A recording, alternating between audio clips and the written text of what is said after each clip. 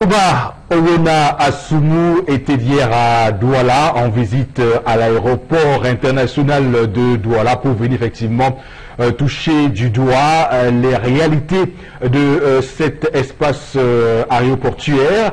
Lorsqu'on sait qu'il y a quelques jours, plusieurs compagnies aériennes faisaient état de ce que cet aéroport international de Douala donc, est dans un piteux état délabrement avancé, mais également dans une gestion générale calamiteuse, eh bien, le directeur général des ADC, Aéroports du Cameroun, dit clairement qu'il n'en est pas question, qu'il est donc faux de dire que l'aéroport de Douala subit tout ce qui a été décrit par ces compagnies aériennes-là. D'ailleurs, il dit que des grands pas sont désormais faits pour que cet aéroport-là puisse subir une vraie modernisation.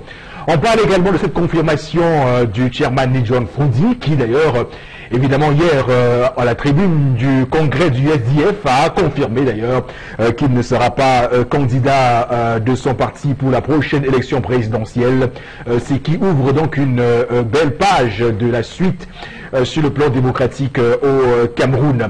Madame, Monsieur, bonjour et bienvenue aux Zénith. C'est l'émission de ce vendredi 23 février 2018 avec une équipe toujours gonflée à bloc pour vous entretenir. D'abord vous, Charles Hamel, bonjour et bienvenue.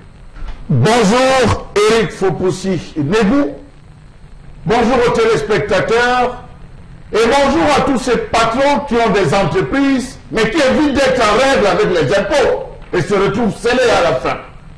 Bonjour aussi à Dieudonné qui a décidé de dire à l'aide qu'on donne pour les médias là, vraiment 240 millions à 216 millions. De qui se moque-t-on?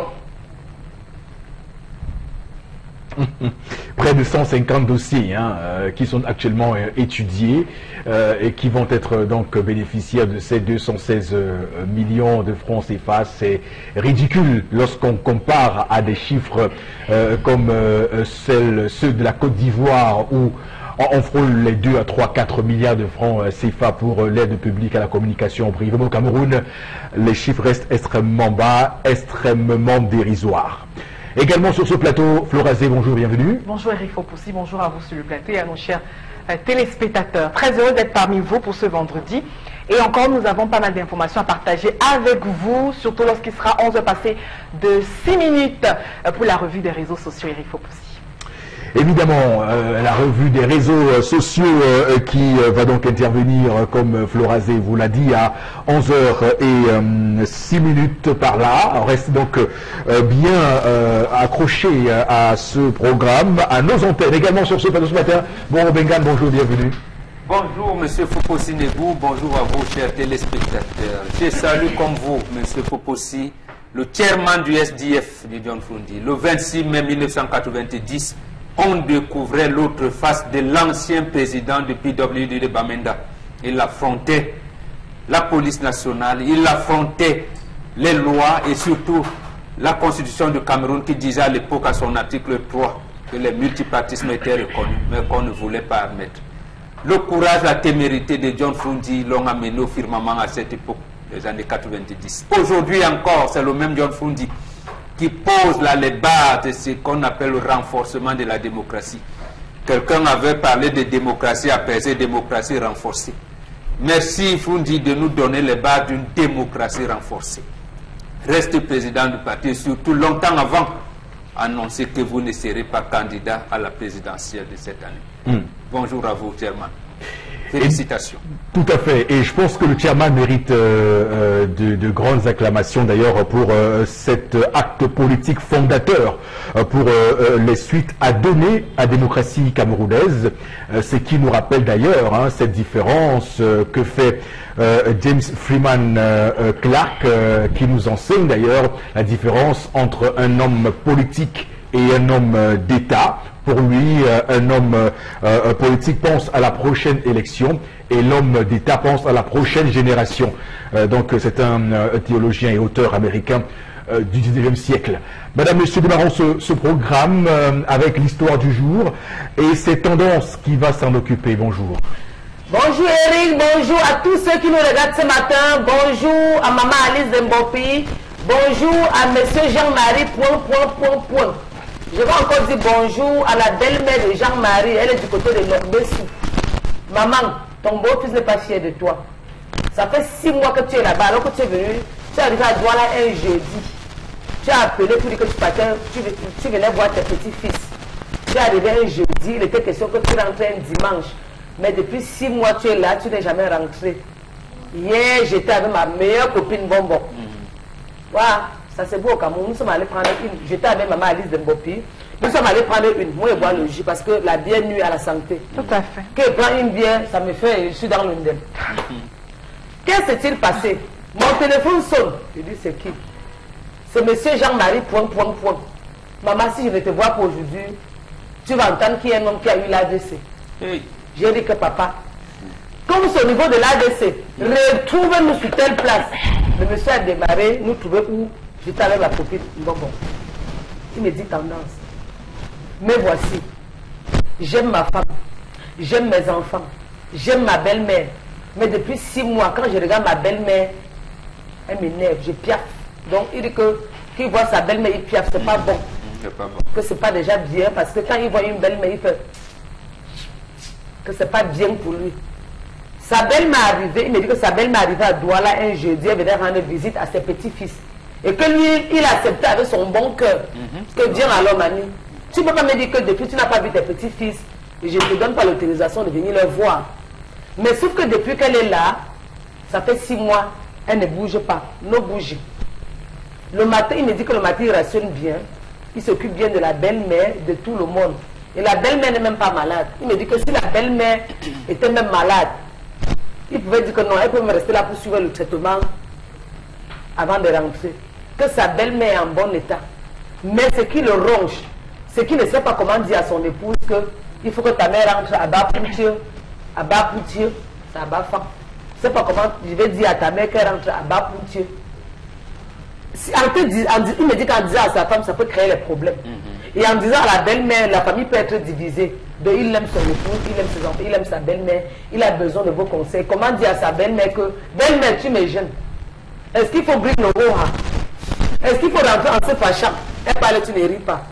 Est-ce qu'il faut mettre la belle-mère mal à l'aise? Le genre quelle vision tu zappes? Que le belle-mère veut voir le foot. Le genre que la belle-mère veut manger, le genre que tu te lèves au matin, tu ne rationnes même pas. Mettre la belle-mère mal à l'aise pour qu'elle rentre à bas fin. Donc il a besoin de vos conseils. Chères dames, chers publics, chers téléspectateurs, à vous la parole. Voilà, l'histoire de ce matin nous permet de mettre sur la table, comme chaque matin d'ailleurs, puisque lorsque nous recevons une histoire, on essaie d'en dégager quelques leçons qu'on pourrait en tirer. Et d'ailleurs, l'histoire ce matin nous pose quand même quelques gros sujets dans le devenir de l'environnement sociétal de notre pays, le Cameroun et de l'Afrique en général. Alors, ce qu'il faut dire, c'est que le plus souvent, on a beaucoup épilogué, disserté sur les relations entre belle-mère et belle-fille. Là, c'est une relation entre belle-mère et beau-fils. Donc, comment on envisage ce type de relation, mais également davantage comment en Afrique on a le rapport aux personnes du 3e âge.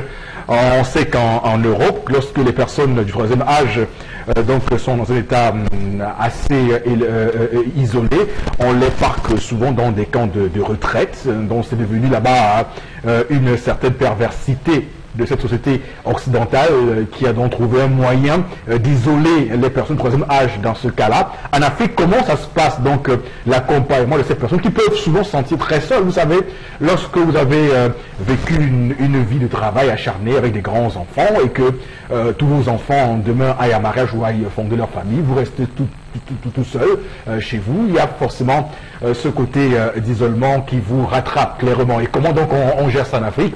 La question sera posée sur cette table ce matin, mais davantage sur l'histoire, revenir sur la question que l'homme se pose, comment faire en sorte que donc cette maman-là libère la maison? Est-il d'ailleurs de bon ton de chercher à vouloir faire libérer la maison? Bon, c'est vraiment pas les 6 mois de passage de la mère dans cette maison. On verra évidemment sur ce plateau quels sont les différents commentaires sur le sujet. Alors je commence par vous, Florazé, pour dire ceci. Alors Donc, en tout début, je l'ai dit, généralement, on a le chic de s'offusquer de ce que les belles-filles et les belles-mères ont des rapports très souvent difficiles et compliqués.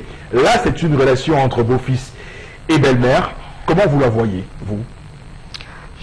Je trouve que le comportement du monsieur est à condamner. Parce que déjà, la position de la femme par rapport à sa mère, à ce qu'elle est fille unique. Vous savez, à un certain âge, il faut pousser, on redevient comme un enfant. C'est-à-dire qu'à partir de 60 ans, 65, 70 ans, on devient comme un enfant. Et puis pour nous, c'est une grâce d'avoir ses parents auprès de soi à un certain âge et tout.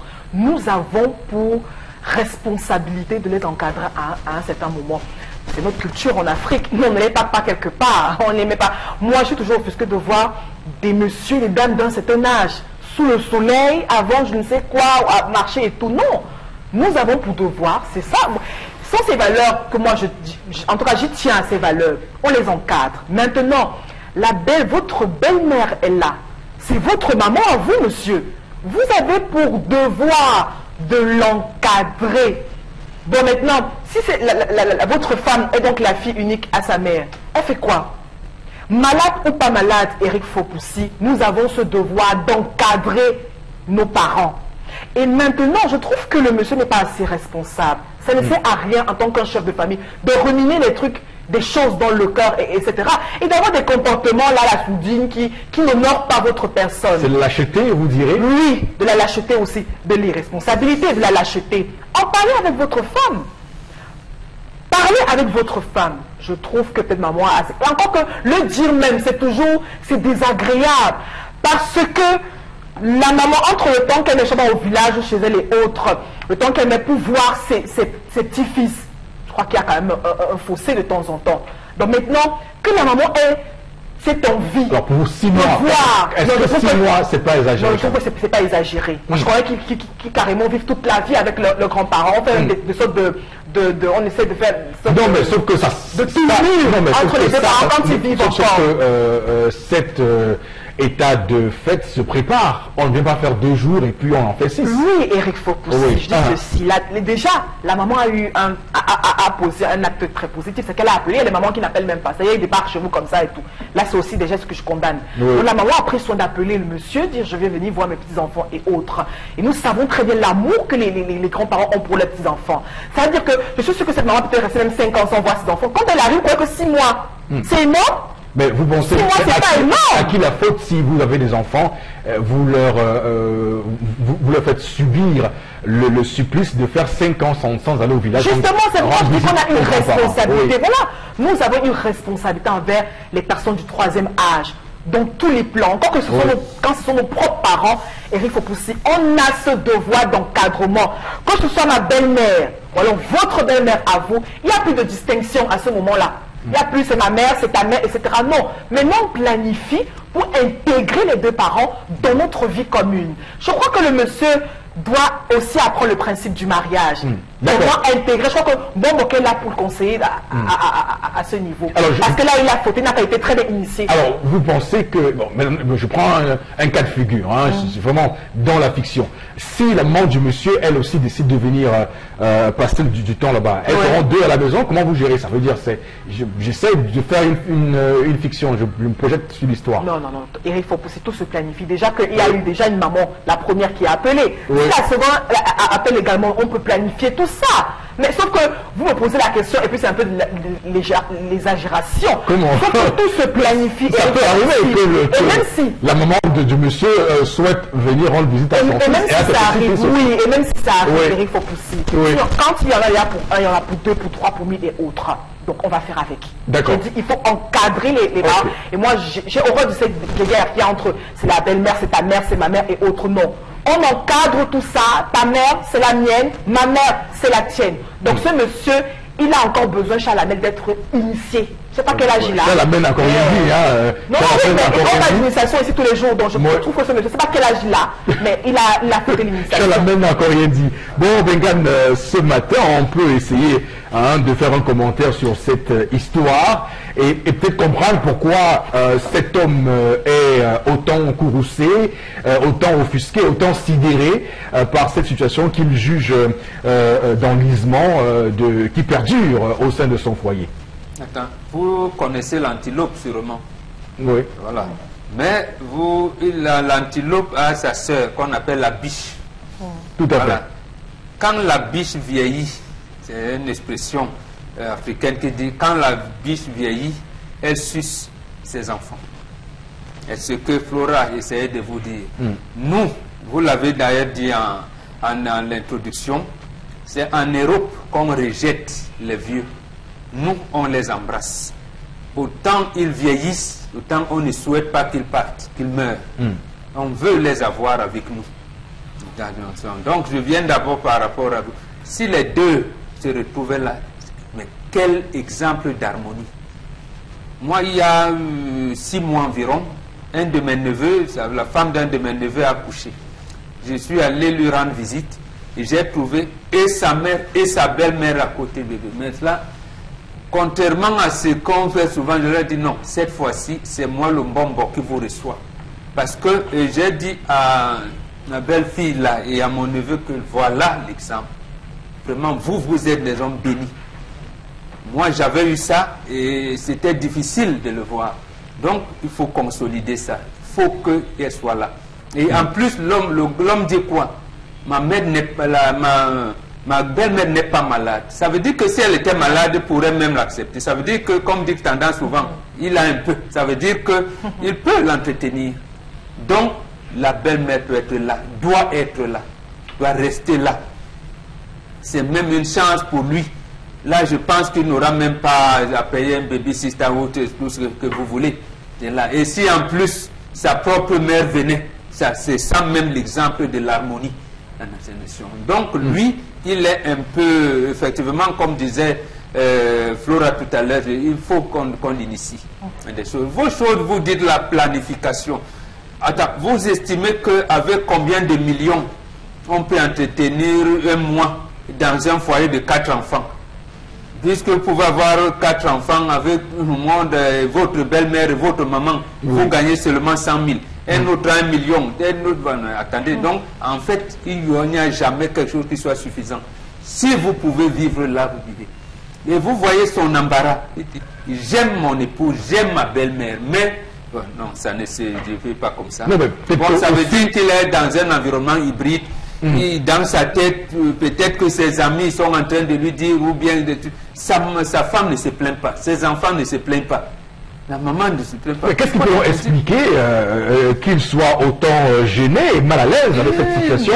Et lui, il estime que si ça avait été peut-être 2 à 3 jours, 1 semaine, 2 semaines, voilà, c'est bon. Ça veut dire qu'il est dans le schéma occidental. Il est dans le schéma occidental de vos lectures en disant, bon, elle lui avait dit, venez voir, bon, on ne pouvait pas faire 6 mois quand même, bon, on peut supporter, ça commence à peser. Ça commence à peser. Ça pèse quoi? Puisque si elle est malade, et en plus, on dit la dot ne finit jamais. La dot ne finit pas. Et en plus, la belle-mère n'est même pas venue revendiquer la dot, venue voir des enfants. C'est normal. J'allais dire, il doit entretenir, il doit s'habituer à cette harmonie-là, et c'est une chance pour lui. D'accord. Et si plus est sa propre mère, et j'allais dire, elle l'amie de sa belle-mère, c'est une chance inouïe que pour plusieurs personnes n'ont pas. Donc on peut également peut-être imaginer que il a fait un comparatif entre comment son épouse s'occupe de sa propre mère à elle à la maison et de comment cette dernière, elle, s'occupe de sa... Bon, il a fait une comparaison, il a mis sur la balance, il dit, mais attends, et il trouve qu'il y a... Quand on entre dans ça va commencer à plomber. Il y a un poids, 2 mesures. Charles Hamel, votre commentaire sur cette histoire ce matin? Vraiment, on dit qu'il faut encadrer. Encadrer qui? Comment? Voilà les 2 questions que je me pose. On a dit qu'elle est venue pour combien de jours? 2. Qui a dit? Elle. À qui? Sa fille. Le chef de famille est où? Elle est venue un jeudi. Le chef de famille est où? Je m'arrête là. Non, elle a dit à son Non, beau-fils. elle n'a pas dit à son beau-fils. Elle a appelé sa fille. Et il y a faute déjà à ce niveau. Parce qu'elle n'a pas considéré, c'est l'histoire qui nous l'a dit. Hein. J'ai suivi l'histoire. Elle appelle sa fille. Elle dit à sa fille, je viens pour 2 jours. Il y a déjà faute parce qu'elle n'a pas respecté son fils qui est le chef de famille. À qui faut-il passer les informations? À la femme ou à l'homme? Qui a-t-elle considéré dans cette histoire? La femme, qui est sa fille, ou l'homme qui est le chef de famille, sur qui repose toute la famille? Lorsque quelqu'un vous dit je viendrai chez vous, vous vous préparez en conséquence pour recevoir cette personne. Préparation psychologique, préparation physique, préparation financière, encadrement de préparation de l'environnement, parce que nous avons quelqu'un qui arrive dans la maison. Ça suppose que, permettez-moi, fut-il même votre père ou votre maman, il y a une préparation. Dans l'Afrique traditionnelle dans le temps, lorsqu'on construisait la maison, on prévoyait la chambre de passage de l'étranger dehors, à l'entrée généralement de la maison. Et pour ceux de la famille, on préservait une chambre dans la maison en disant, si quelqu'un arrive et que je ne suis pas là, c'est ici que vous allez l'installer. On appelait ça la chambre, peut-être de la famille, entre guillemets. Voilà dans quelle circonstance on est. Donc vous avez l'étranger, un ami à madame, qui est de passage, vous logez la personne là. C'était comme ça. Aujourd'hui, les choses ont changé. Les choses ont changé. Le monsieur paie dans 2 pièces. Le monsieur paie dans un 3 pièces. Qui sait, je ne connais pas la configuration, mais j'estime qu'à un moment donné, l'homme se sent absent du débat. Il est étranger dans sa propre maison, ce qu'il suppose que la présence de sa mère crée une sorte de distance entre lui et son épouse. Et le gars de retour a dit, il ne se sent plus, il ne se reconnaît plus. Il avait une façon de vivre avec sa femme, il avait une façon de monter, peut-être de discuter avec ses enfants, peut-être de jouer, je ne sais pas, mais l'homme là, c'est lui qui est frustré.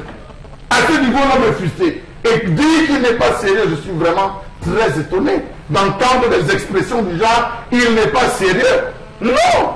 L'homme a opposé un malaise, je suis mal à l'aise. Il ne dit pas à la belle-mère. Parce que qui se met la belle-mère sur le dos, crée un malaise dans le foyer. Il n'est pas allé voir la belle-mère, mais il dit je ne suis pas à l'aise. Même pas encore sa femme. Il dit je ne suis pas à l'aise. Donc j'estime que voici un homme très méticuleux qui connaît l'art du dialogue, qui sait ce qu'il y a un malaise. Et si sa femme, qui l'aimait ou qui semble l'aimer, avait remarqué une sorte de gêne, elle se serait rapprochée de son mari en lui disant écoute, voilà, maman a dit qu'elle devait venir pour 2 jours, mais en discutant avec elle, elle se sent bien, elle se rend compte que l'ambiance est là, elle souhaiterait encore rester. S'il te plaît, accordons-lui cela. C'est à 2. Mais monsieur vit dans un autre royaume, dans un autre monde, où la femme est la même force qu'elle veut, lui il est étranger, donc il y a l'information en dernier recul, je suis désolé. Voilà. Donc, avant que... non, attends un moment, ça la mêle, faut pas aider. Quand vous dites, on revient à l'Afrique traditionnelle, est-ce que ta belle-mère ou même tes propres parents qui viennent de tout sont considérés comme les étrangers? Voilà. J'ai dit non. Non. Bon, je n'ai plus 2 cas. J'ai dit... J'ai pris le premier cas des amis, c'est dehors. Mais ceux de la famille, c'est à l'intérieur, il y a une chambre. Dans l'Afrique traditionnelle, vos propres parents, votre belle famille, en principe, dort avec ses petits-fils. Dans des belles... En principe, c'est comme ça que ça se passait. Ça dépendait maintenant de nombre de pièces que vous avez. C'est je dis on emménageait toujours. Ça veut dire que si les enfants ont, en plus il dit qu'il les aime, il n'y a pas de soupçon j'allais dire de magie ou de quoi, ça veut dire que sa belle-mère peut dormir avec ses petits-enfants. Y compris sa propre maman peut dormir avec ses petits-enfants. Il n'y a pas de problème à ce niveau. Justement, ça se complique parce que l'homme ici est dans une situation d'hybride. Et même lorsque son épouse lui a dit « Maman viendra pour 2 jours », vous n'êtes même pas sûr que peut-être, que je veux dire que la maman et sa fille, je veux dire que la maman a dit à sa fille que je vais mettre long ou bien c'est une... Mais donc, d'où complot? Ce n'est pas de complot. Non, il n'y en a pas. Je dis non, vous ne pouvez pas imposer. La situation est embarrassée au temps de sa propre fille. 2 jours, c'est 2 jours. Si elle avait dit 6 mois, ça devait être 6 mois. À ce moment-là, on n'est plus en Afrique. Non, on n'est plus en Afrique. Non, monsieur. Auquel cas, je dis, auquel cas elle aurait dit, maman vient, tes parents nous à recevoir maman. Maman a dit elle vient pour 2 jours, il a mis long, c'est là l'histoire. Maintenant on fait comment? Ce n'est pas la première fois que ces choses-là arrivent en Afrique. Alors, elle est prête à supporter sa belle-mère même en cas de maladie. Donc en fait, ma question c'est, alors, sur la question de la durée, hein, donc, la durée n'a rien à faire. Maintenant, si l'homme, le père de famille, estime que sa belle-mère a mis long, tu la mets, tu réunis la famille et tu poses le problème. Et comment on pose le problème pour ne pas avoir la belle-mère sur son dos? En disant, maman, voilà les réalités, voilà. Et à ce moment, tu ne fais pas comme si tu la cherchais. Si elle venait du village, tu reposes les problèmes qu'elle rencontre au village. Maman, on va te raccompagner, on va, voilà comment. Parce que en fait, j'ai dit, l'expression africaine, c'est que quand la biche vieillit, c'est quand même compliqué de... Ce n'est pas compliqué. Il faut pousser la belle-mère n'a rien à voir dedans. La belle-mère n'a rien à voir dedans. C'est l'homme et sa femme.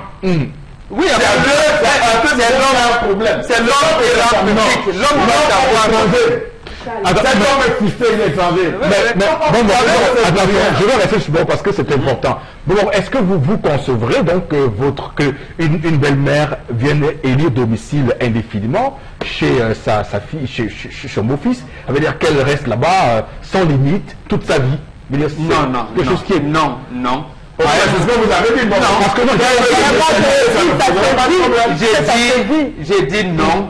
À un moment, vous pouvez dire, et comment on reconduit? Ce n'est pas la première fois.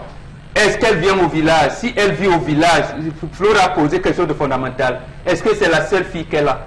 On ne sait pas. Est-ce qu'il a d'autres enfants? On ne sait pas dans quel environnement elle vit. Et c'est toi, le beau-fils, qui a la charge jusqu'à ce qu'elle meure de l'entretenir. C'est ça l'Afrique. Mais bon, pour ça, il faut... Donc, en fait, vous pouvez même la prendre toute sa vie. Mais au moins, même pour si ça, elle n'est pas malade. Mais pour ça, au moins, il faut une préparation. Il faut au moins qu'on vous dise... Et la préparation se passe au moment où vous voulez vous marier, mon ami. Quand vous dites, sa maman vit, je sais que je vais doter ma femme jusqu'à la mort de sa maman. Voilà. C'est comme ça, c'est des principes. Je ne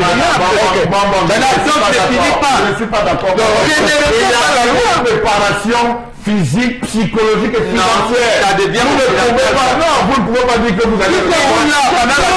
Vous l'avez déjà pas la même. D'accord. Il faut faire autant de je reviens à vous tout à l'heure. D'abord tendance, parce qu'effectivement, tout le monde a parlé sauf tendance. Qu'est-ce qui se passe? Parce que son histoire est très alléchante.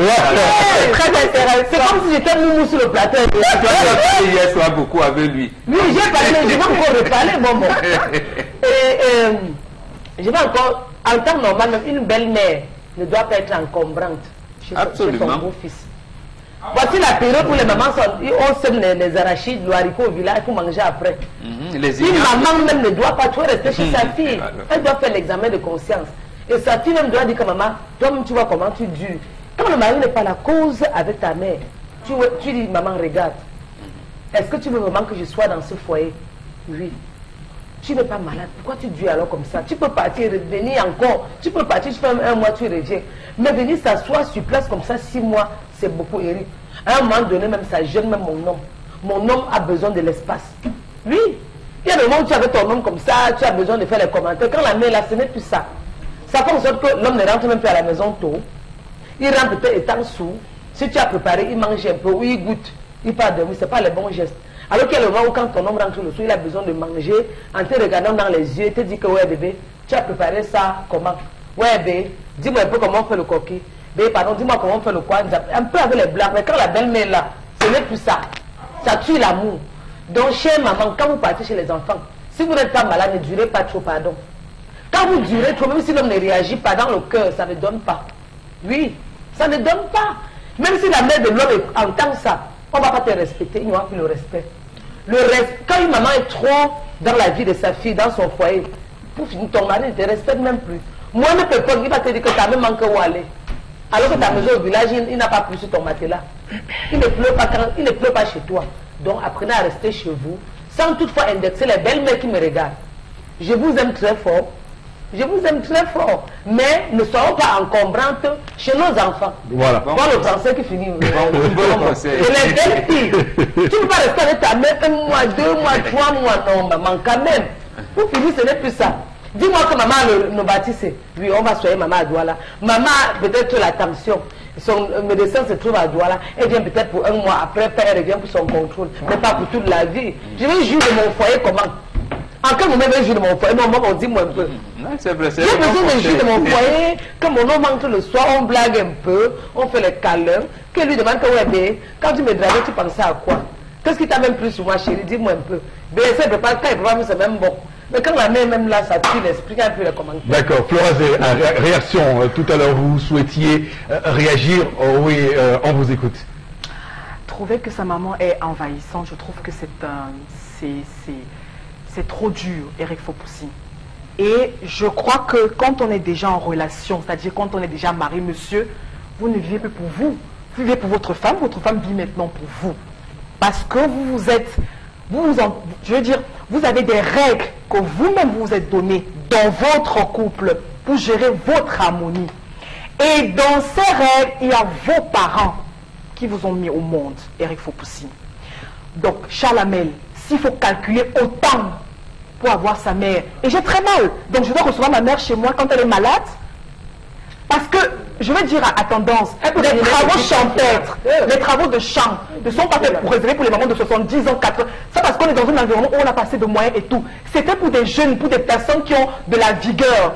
C'est pas parce que nos mamans... Non, d'accord. C'est ce que ce n'est pas. Les travaux, je dis que c'est... Non, c'est ce que ce n'est pas Eric Fopoussi. Malheureusement, il y en a qui vous dit que la vie, c'est dans les... Je veux dire, la vie, c'est en ville. Non, mais... Non, mais attendez, les travaux champêtres ne sont pas faits pour une certaine... Je veux dire, pour des personnes d'un certain âge. Non. Je le dis, Eric Fopoussi. Non, dans la thérapie, il y a une thérapie à faire la terre. Donc vraiment, je ne peux pas... N'attendez pas. Je veux dire que votre maman soit dans un cas de maladie extrême pour la recevoir chez vous, Eric Fopoussi. Et je dis que la période, la durée n'a pas d'importance. D'accord, on a compris. Et que Chalamel nous enlève ce conflit. Parce que maintenant je constate, Eric Fopoussi, je vais terminer. On a compris, oui. Il faut qu'on sorte de ce conflit. Je peux encore comprendre, ma soeur, mon frère, le cousin, l'enfant de tel et autre. Là, je calcule. Mais pour ma mère, la mère de mon époux, ma belle et autres, je ne calcule pas. Alors, je reçois les je ne calcule rien. Et encore que non, et encore que Chalamel a évoqué la configuration. Non, Chalamel. Non, Chalamel. Désolé. Je veux dire que les deux comportements, non. Les deux traitements sont tout à fait différents. Et nous avons le pouvoir d'encadrer les parents et non de calculer. Je vous assure, tout et pour rien. Il m'est toujours difficile pour moi de vous arrêter. C'est parce que je n'ai que... J'ai du mal. C'est la deuxième chose de parole que j'ai sur ce plateau. Sauf que vous prenez temps de parole. Vous savez qu'on fait de la télé et qu'on est en direct et que le temps également qui nous est imparti nous impose d'être dans une certaine réglementation. Les messages, je vous en prie. Oui, Eric Fopoussi, bonjour à vous sur le plateau. Il est bien vrai que nous devons nous occuper des personnes du troisième âge. Il en demeure moins que certains.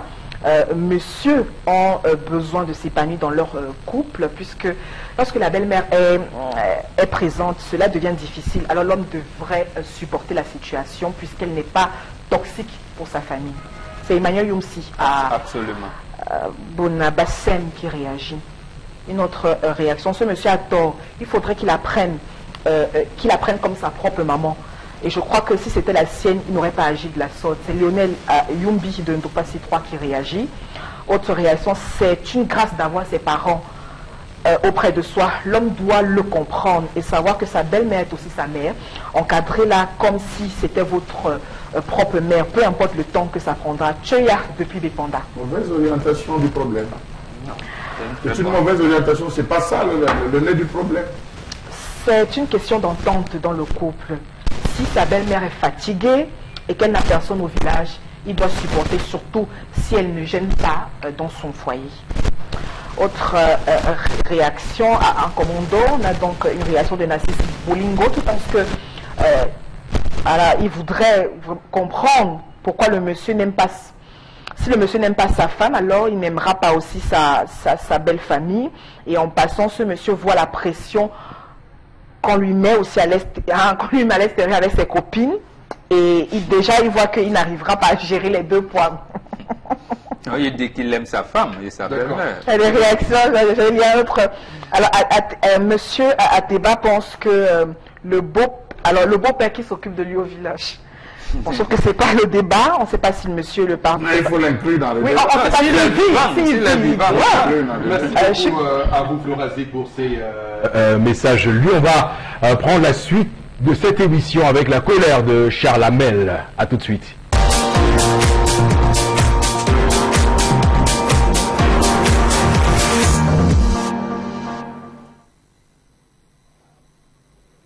Je m'interroge ce jour sur la question des salutations qui s'opèrent dans le secret. Je m'interroge ce jour sur les relations trop compliquées qui existent entre les usagers et les autorités.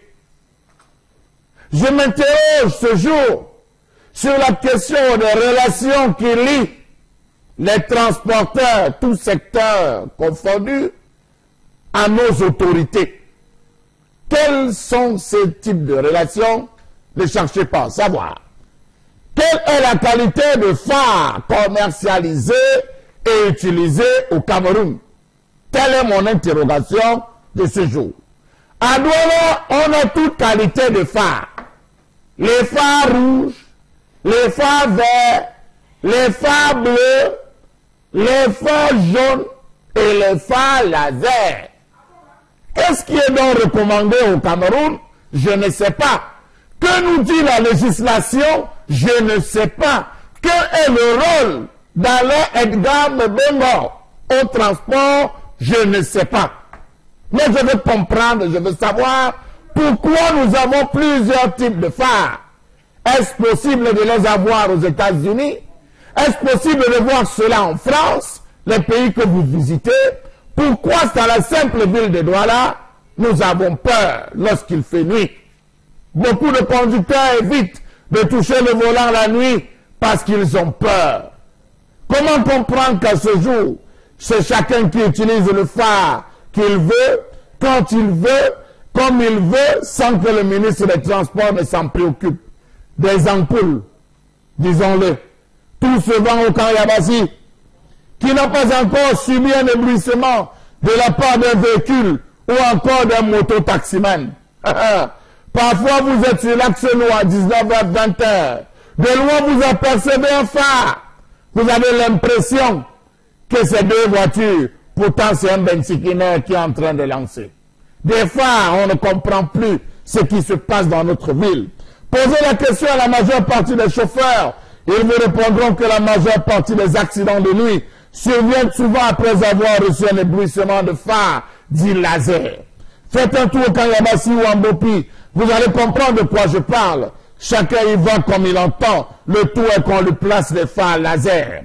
Que dire alors du phénomène d'opacité plus observable sur les véhicules plus anciens, ignoré de la plupart des automobilistes, négligé par les autorités compétentes? Le ternissement et l'opacité des phares sont une source de danger sur la route. Oui, il y a des vieilles voitures dont on ne prend même pas la peine de nettoyer les phares. Poussière, cafards, si vous voulez, cancrela, insectes s'entassent. La qualité est défectueuse, la portée est limitée. Ils sont là, ils circulent. Savez-vous que selon le kilométrage et les routes employées, les phares deviennent généralement opaques après 3 ou 4 ans d'utilisation? Combien pensent les nettoyer? Faites le tour de la ville, regardez un tour de nuit, vous voyez vous-même le nombre de phares, la qualité de phare et la couleur des phares. Ainsi va le Cameroun.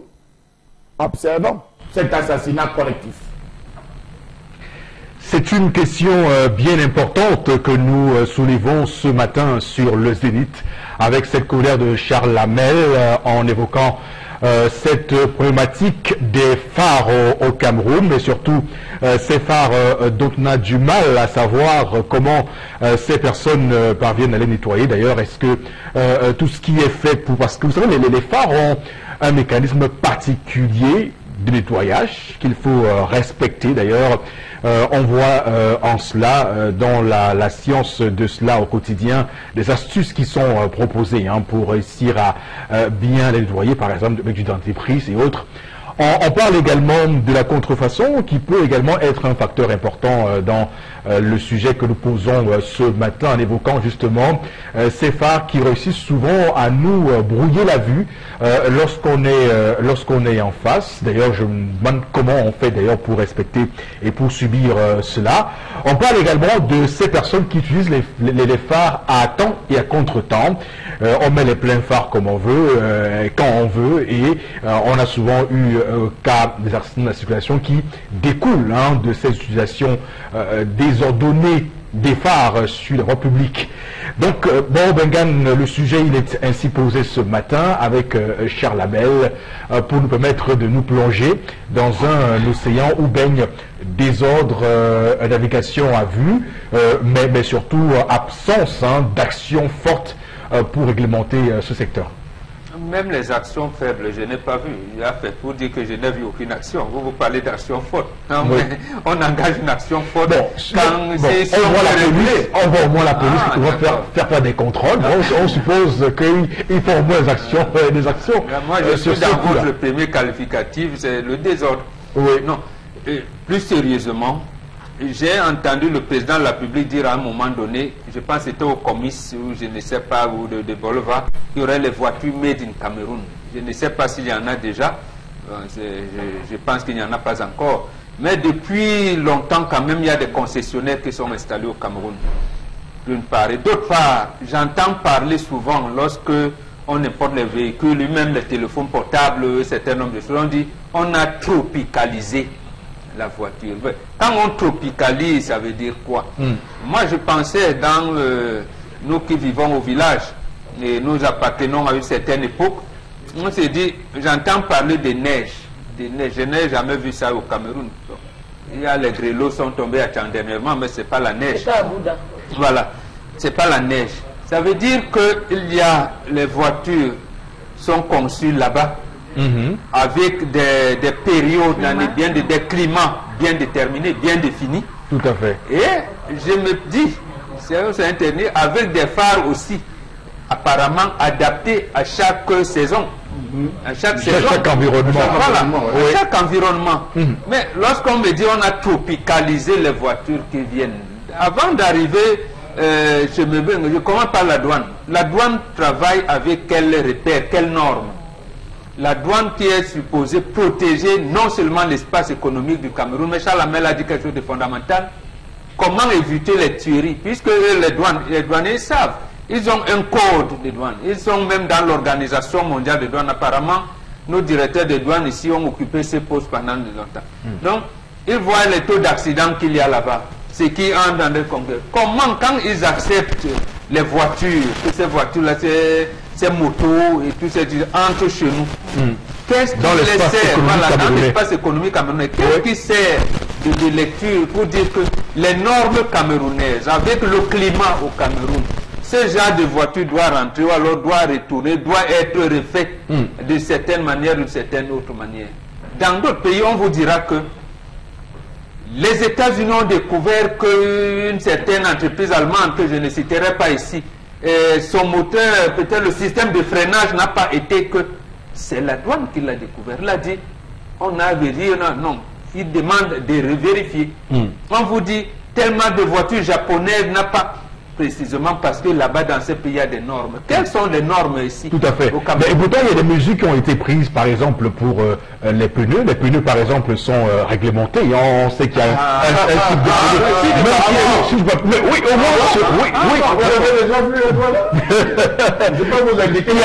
y a au moins, quand même, un texte qui est prévu dans ce sens-là. Pourquoi il y a une négligence en ce qui concerne les phares? On se rend compte que personne ne veut s'embourber sur ce même comme vous avez parlé de pneus, aujourd'hui c'est vendredi, pas plus tard que mercredi, il y a 2 jours. Et j'ai vu un policier, il y avait un pick-up qui passait, il a dit, voici, c'est une marque, c'est l'américain, ça roule aux États-Unis, les normes, ce sont les normes américaines. C'est-à-dire que c'était quand vous voyez ces deux pays,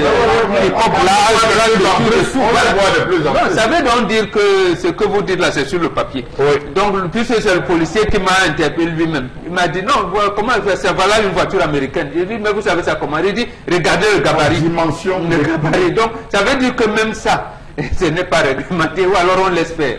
Et le ministre des Transports, celui qui est là, son prédécesseur nous avait embobiné, a voulu nous embobiner dans des mêmes tripatouillages ici, en voulant imposer, que je veux dire, les permis à point. Alors qu'on n'arrive même pas d'abord à faire le bon permis. Donc en fait, les accidents, comme il l'a dit, sont causés le plus souvent, et j'entends les automobilistes se plaindre de ça. Il vous dit, mais quels sont ces genres de phares que le met là? Quels sont ces genres de phares? Ici en ville, tout le temps, même là vous prenez les stations, Le laser, le laser, oui. Non seulement, même si vous baissez, lorsque vous voulez buter, c'est toujours, ça donne des trucs terribles. C'est-à-dire la luminosité n'est pas la même. Donc, on n'a pas mis en place dans notre pays un système. Ou alors, si ça existe, ça reste sur le papier. Toujours est-il que j'ai force du maintien de l'ordre. Et je pense que quand Charles Hamel dit quel type de relation, que nous ne nous posons pas de questions. Non, il voulait peut-être nous dire de regarder, de poser ce type de questions. Parce que celui qui commande ses voitures, il vient, il les monte. Bon, avec les autorités, il y a un petit chocopasse. Bon, en tout cas, j'ai fouillé, je me suis renseigné pour avoir l'ombre d'un texte qui porte sur les phares. Je n'ai pas pu trouver. D'ailleurs, si ceux qui nous regardent, j'ai fouillé, hein, Charles, pour voir s'il y a un texte sur les phares, mais pourtant sur les roues, sur les pneus, pardon, sur les pneus, sur la durée du moteur, sur les moteurs, il y a quand même quelques textes qui encadrent tout cela, mais sur les phares quand même, ça semble être négligé comme facteur quand même fort d'accident de la circulation au Cameroun. Aussi, nous avons les phares jaunes et nous avons les phares blancs. Blancs. Le degré d'opacité de la plaque, c'est-à-dire de la boîte contenant cette ampoule sont réglementées. Il y a une réglementation de la même manière qu'il y a une réglementation sur la couleur des taxis. Aujourd'hui, est-ce que c'est le jaune? Est-ce que c'est le jaune? Ça va encore retrouver là dehors. En termes de jaune de taxi, de couleur de taxi, nous avons des verts citron, des verts clairs. Nous avons tout un type de couleur jaune qui est écume norue. Non, pour parler simple, nous allons vous dire qu'il y a un souci de réglage.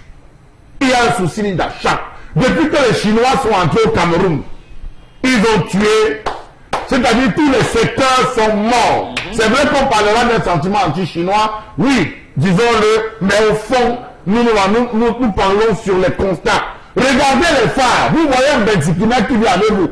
Il a deux petites boules qui lui servent de phare. Mais ne vous amusez pas lorsqu'il déclenche ces deux petites boules la nuit. Il vous éblouit. Absolument. Il vous éblouit. Combien de chauffeurs sont rentrés dans les Sissongo, ont fait tonneau sur les actes lourds à cause de ces individus? Après qu'il a à une certaine distance, il y a des phares chinois qui vont jusqu'à pratiquement 500-600 mètres.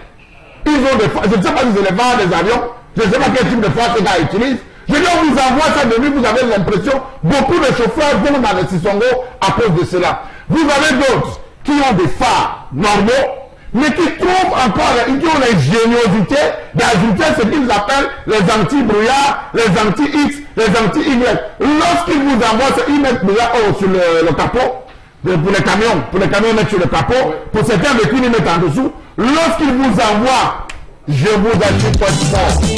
Il faut être fort pour tenir encore son guidon. Il y a d'autres individus qui ont fait un pacte avec Belzébuth et Mammon, qui vont régler les phares à la hauteur de certaines voitures. Ça veut dire que, vous savez, les phares, on les règle. Il va regarder l'enseigne que lorsqu'il vous envoie le plein phare, c'est dans vos yeux. Quelles sont les unités? Nous avons la brigade routière. Quelles sont les unités de mesurer cela? Vraiment. C'est donc de cela que je parlais justement, Charles Hamel, de ce vide qu'il y a à pouvoir donc effectivement mettre la main sur ces personnes qui s'écartent de la norme, parce qu'effectivement lorsqu'il y a une norme, on met en place des agents qui sont chargés de faire respecter ces normes-là. Donc reste à savoir si ceux qui sont chargés, comme vous l'avez dit, du contrôle routier savent effectivement à partir de quel degré de luminosité on doit pouvoir être hors de réglementation ou pas, ou encore en dessous. Donc tout cela, c'est une question qui reste assez... Je vous prends le cas pour terminer, pour permettre aux autres de parler, d'une agence de voyage qui a un de son gros porteur. Je ne vais pas citer son nom ici. En plein nuit, pour voyager de nuit, il y a le phare droit qui donne normalement, et il faut ajouter en dessous un anti-brouillard. Chaque fois, ils traversent le contrôle. Toutes les fois que j'ai eu l'occasion de voir, ils traversent le contrôle. Jamais ils ne sont interpellés. Ils disent qu'ils ont complété, qu'on a commandé le phare en Chine. On ne parvient pas à avoir ces phares ici pour briser le brouillard de lait, pour briser le brouillard du col de Mathieu, pour briser. Ils disent qu'ils ont besoin de ça. Mon Dieu. Mon Dieu. Vous avez eu la même inspiration que moi sur le mon Dieu. Florazé également, un commentaire sur ces phares. Oui, Bombok l'a dit. La vérité, c'est qu'on a tellement de voitures qui entrent au Cameroun. Mais est-ce qu'on a la culture du contrôle technique? Voilà. C'est ça la question. Et les voitures qui entrent au Cameroun entrent dans quel état? Parce que j'en connais, quand ça arrive au Cameroun, au moins de pépins, telle pièce, on n'arrive pas à retrouver au Cameroun. Vous avez fait le tour du camp Yabassi, on n'a jamais retrouvé la pièce. On va vous dire qu'il va falloir commander, etc. Et tout. Donc ça pose un véritable problème. Maintenant, quand les uns et les autres vont dans les auto-écoles et autres, c'est pour apprendre parce qu'il y en a qui n'arrivent même pas à gérer aussi le réglage des phares. C'est-à-dire à quel moment utiliser un phare, faire le jeu de phare et tout. Il y en a qui ne savent pas. Oui, et c'est ça également qui crée ce problème d'accident. Déjà, il y en a qui ne savent pas, je veux dire, l'importance ou la culture de passer par un contrôle d'automobile. On n'a pas cette culture au Cameroun, les visites techniques. On n'a pas cette culture au Cameroun. Même si on n'a pas chacun qui s'arrange comme Chalamel l'a dit. Pour 6 mois, bien sûr. Non, on paye, mais on n'a pas sa voiture pour faire la visite. Non, Tendance également va parler. C'est un véritable problème. Va parler également. Tendance. Oui. Qui sont comme les ampoules rouges. Oui, comme les ampoules rouges. Et souvent, moi quand j'étais à l'auto-école, on disait qu'au niveau d'un grand carrefour, on trouve les panneaux stop avec les feux de signalisation. Mais ici au Cameroun, tu ne connais pas le feu vert, ou ça même quelle couleur. En temps normal même, les feux de signalisation vont avoir quelle couleur, moi je ne sais pas. Le feu vert, ça n'a pas de couleur. Le feu rouge a sa part de couleur, ça fait tout partie des phares. Ça fait tout partie des phares. Non,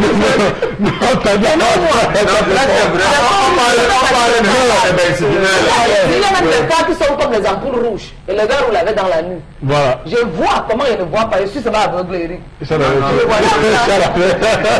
Oui, je vois. N'est-ce pas quand même une fille qui ne voit pas? Je sais voir, je sais lire. Même si elle est sur quoi ma tête d'eux. Ça c'est du grand art. Je n'aurais jamais fait le rapprochement entre les phares de voiture et les feux de signalisation. Donc clairement c'est du grand art. C'est du grand art ce matin. Vraiment pour conclure sur le sujet. Nous avons eu un préfet ici qui a manqué d'entrer dans le Vouri. Il a manqué, je dis un préfet, j'étais son nom, il a manqué d'entrer avec son chauffeur dans le Vouri. C'était sur le pont. Un Bensikina avait, comme ils connaissent, habillé leur moto. Il avait habillé sa moto de moi. Il a ouvert sur le Dieu merci, Dieu était avec ses ancêtres étaient avec lui. Le chauffeur frappait juste sur le rebord. D'accord. Sur le rebord, comme je vous le dis. Oui, c'est sur le rebord. C'est grave, c'est grave. Combien de personnes font des accidents chaque jour avec l'éblouissement? Oui, c'est extrêmement grave parce que c'est également... Oui. Attends, il te coupe un peu mon père. On va suspendre ça parce que les phares que vous allez utiliser, c'est ce que nous on va décider. On va passer par l'école. D'accord, très bien. Oui. Merci infiniment à vous de nous retrouver sur Equinox Télévision, madame, messieurs. C'est l'émission 10-12, le Zénith, émission reconnue d'utilité publique qui vous permet d'ailleurs de mettre sur la table tous les plus gros débats qui nous permettent d'ailleurs de faire avancer notre société. À tout de suite pour la suite. Retour donc sur le plateau pour cette deuxième partie que nous engageons sur le 10-12, le Zénith de ce vendredi 23 février 2018, émission qui nous permet évidemment d'interagir avec vous et de pouvoir vous aussi avoir voix au chapitre et apporter votre contribution d'ailleurs au sujet que nous soulevons sur ce plateau. Et Florazé d'ailleurs est traditionnellement chargé de pouvoir être la courroie de transmission avec entre vous et nous sur ce plateau. On l'a Florazé, allez-y, on vous écoute. On te prend la parole. Voilà. Tu étais à la présidence. Tout à fait. Voilà. Notre secrétaire, Flora. Par rapport à la colère de Chalamel, il y a un téléspectateur qui pense que c'est un problème de mentalité et d'impunité. Mentalité comment? Bon, c'est le téléspectateur qui pense que c'est... Si au niveau de la douane, on frappe. Au niveau de la visite technique, lorsqu'on évalue la qualité des phares, on retire. Voilà. Voilà. Alors, on se demande bien s'il y a une structure qui s'occupe des normes dans ce pays et si elle existe, fonctionne-t-elle. On vit dans un pays où on a écarté la norme et on normalise les écarts de conduite. Autre réaction, alors Daniel Adépanda pense que, bon, par rapport à la colère, je dis que tout cela découle du laxisme du gouvernement, la sédentarité du gouvernement, l'antipatriotique des policiers aussi, tout cela qui concourt à un assassinat collectif. Non, on a instruit aux policiers de ne réagir que lorsqu'on leur a donné l'ordre. Ils n'ont pas reçu l'ordre, ils restent tranquilles. Il ne faut pas faire le zèle. Le zèle a souvent coûté des affectations à Poli ou à Garigombo. Donc le gars préfère dire que le gars passe avec ta marche. Parce que tu vas stopper un gars qui a un véhicule, les véhicules dont parle un bonbon avec les roues par les pneus par 18 ou par 20. Quand il va baisser la vie, tu sais qui je suis. Tu dis, c'est ici, je vais faire mon travail. C'est la présidente qui va dire ton matricule. Tu vas te retrouver à la frontière en train de siffler les singes. Ce monsieur a juste besoin d'un peu d'intimité par rapport à l'histoire du jour dans son foyer. Cela ne veut pas dire qu'il déteste sa belle-mère. Cette dernière peut rendre visite de temps en temps, mais pas s'installer à vie, sauf en cas de maladie. C'est Jackie Angaounderi qui pense ainsi. Une autre réaction, soyons moins exigeants avec ce monsieur, ne le condamnons pas, parce que nous ne connaissons pas son train de vie. Voilà, à Douala. Autre réaction pour ce matin, elle veut nous montrer, alors, par rapport à l'histoire du jour, il y a donc beaucoup, il y a une dame, c'est pas du tout bon, voilà, pour ce foyer, même si la dame, c'est votre mère, elle a donc... le monsieur a raison d'interpeller la dame pour montrer ce qu'elle, en tout cas pour montrer son ressentiment. Je pense bien. D'accord. Merci, merci beaucoup Florazé pour ces messages. L'émission se poursuit parce que on a évidemment d'autres sujets qu'on va mettre sur la table ce matin. Évidemment, tout cela compilé dans ce contenant qu'on appelle la revue des réseaux sociaux avec vous, une fois encore. Oui, Eric Fopoussi. Alors, 3 informations pour ce vendredi et puis nous parlons un peu de politique en tout début avec le SDF et puis le leader historique de l'opposition, Nifron Fundi, président du SDF qui a donc officialisé hier, on le rappelle bien à Bamenda, son retrait à la course pour la présidentielle pour cette année 2018. Il s'est exprimé ainsi à l'ouverture des travaux du NEC qui se tiennent jusqu'à demain. 24 février, travaux aussi où prend part également l'ancien homme fort, on le dit sur les réseaux sociaux, sorti de prison, le professeur Titus Ezoua. Et puis on rappelle que le chairman laisse aussi donc le soin à ses confrères du parti de choisir lors des primaires leurs représentants pour la bataille des Toudis dans les prochains mois sur la toile. En tout cas, tout le monde est unanime. On pense que c'est un exemple à suivre. Le chairman s'est quand même battu et grâce à lui, on parle du multipartisme au Cameroun. Et puis, un autre débat aussi avec la présence du professeur Titus Ezoua. Certains pensent qu'il mérite même d'être candidat à la présidentielle. Et puis aussi, en rappelant par rapport à cette information que les jeunes sont donc au cœur de ce débat et attendent donc la suite des événements. Peut-être une information qui vous a échappé, et vous l'avez surtout peut-être lancé avec une erreur. Effectivement, c'est le Congrès, pas le NEC, qui se passe en ce moment à Bamenda. Alors, ce qu'il faut dire, cher Lamel, c'est un sujet qu'on a beaucoup donc évoqué sur ce plateau, madame, monsieur, évidemment, en parlant de Ni John Fundi, qui, on sait, hein, c'était dans les... depuis, tout le monde le savait, on savait un peu plus quand même qu'il ne serait pas candidat, mais lui-même, il a dit clairement hier à l'ouverture des réunions du Congrès à Bamenda. Ça ouvre une nouvelle page de l'histoire de ce parti, mais également ça pose les jalons, les bases d'une démocratie qui se renforce au Cameroun, non, Chalamel? Oui, vu sous cet angle, je suis d'accord avec vous. Bien avant lui, on a eu le cas de Bernard Mouna. Oui. Avec l'AFP. L'AFP, on a vu comment il a laissé Alice Sadio. On a tous apprécié et on a vu la façon avec laquelle elle a récupéré et comment elle est descendue, elle travaille sur le terrain. Ça c'est une chose. Oui, au niveau du SDF.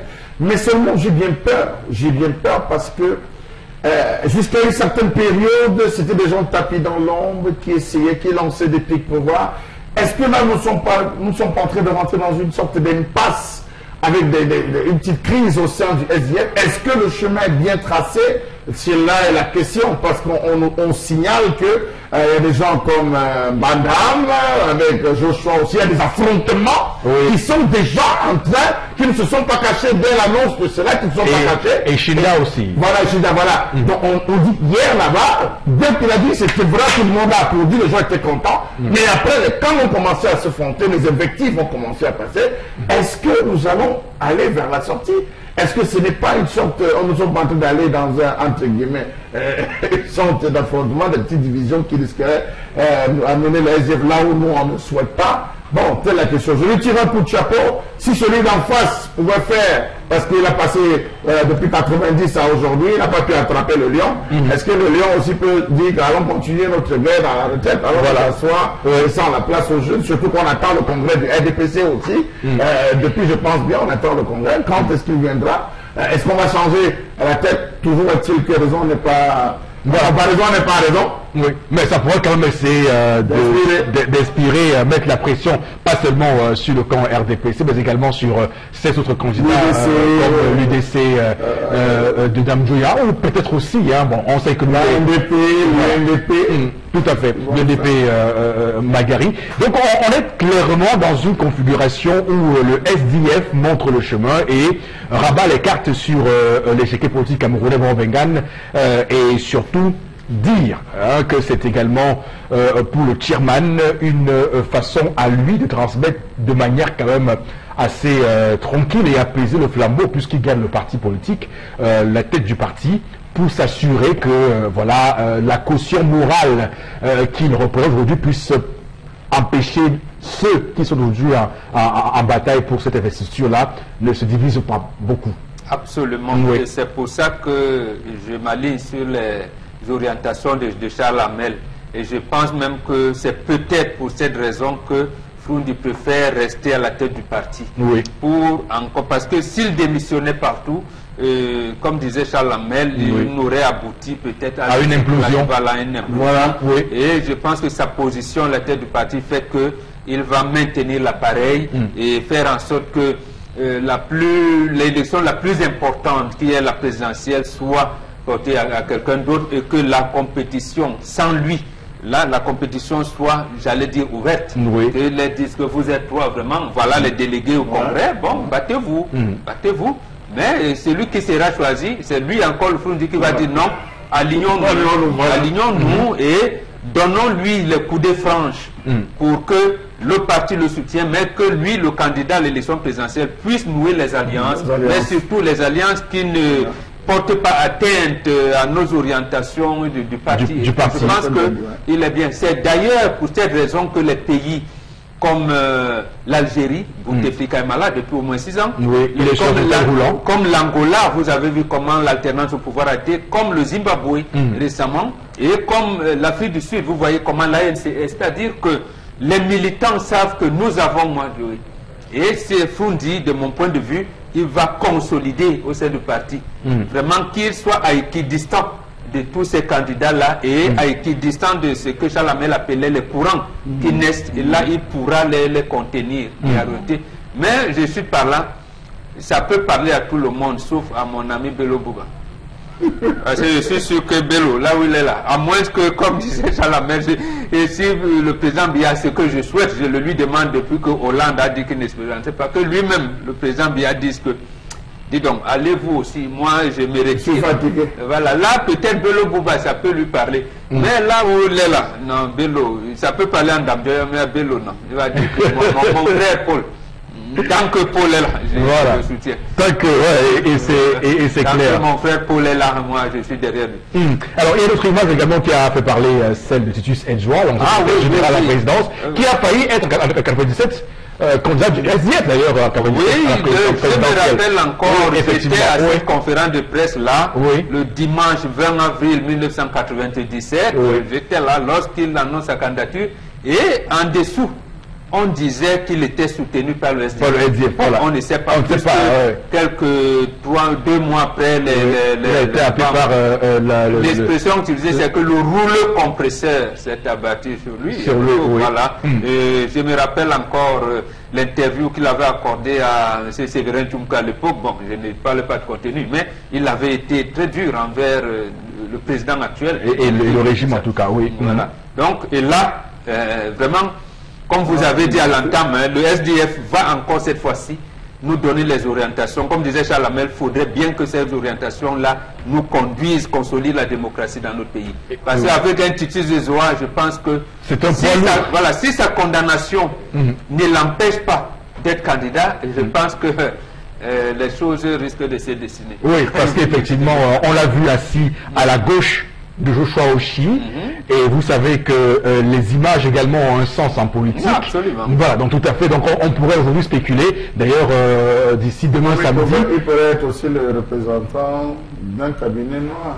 Absolument. On peut seulement voir l'aspect positif. Il peut être le représentant d'un cabinet noir.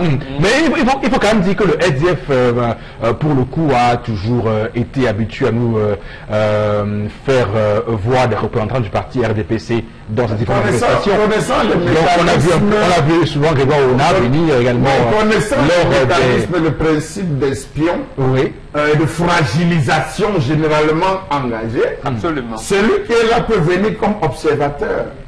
Et dans le rapport final qu'il va dire, il va dire si nous voulons passer, si nous voulons avoir toutes les chances de passer, nous avons tel candidat.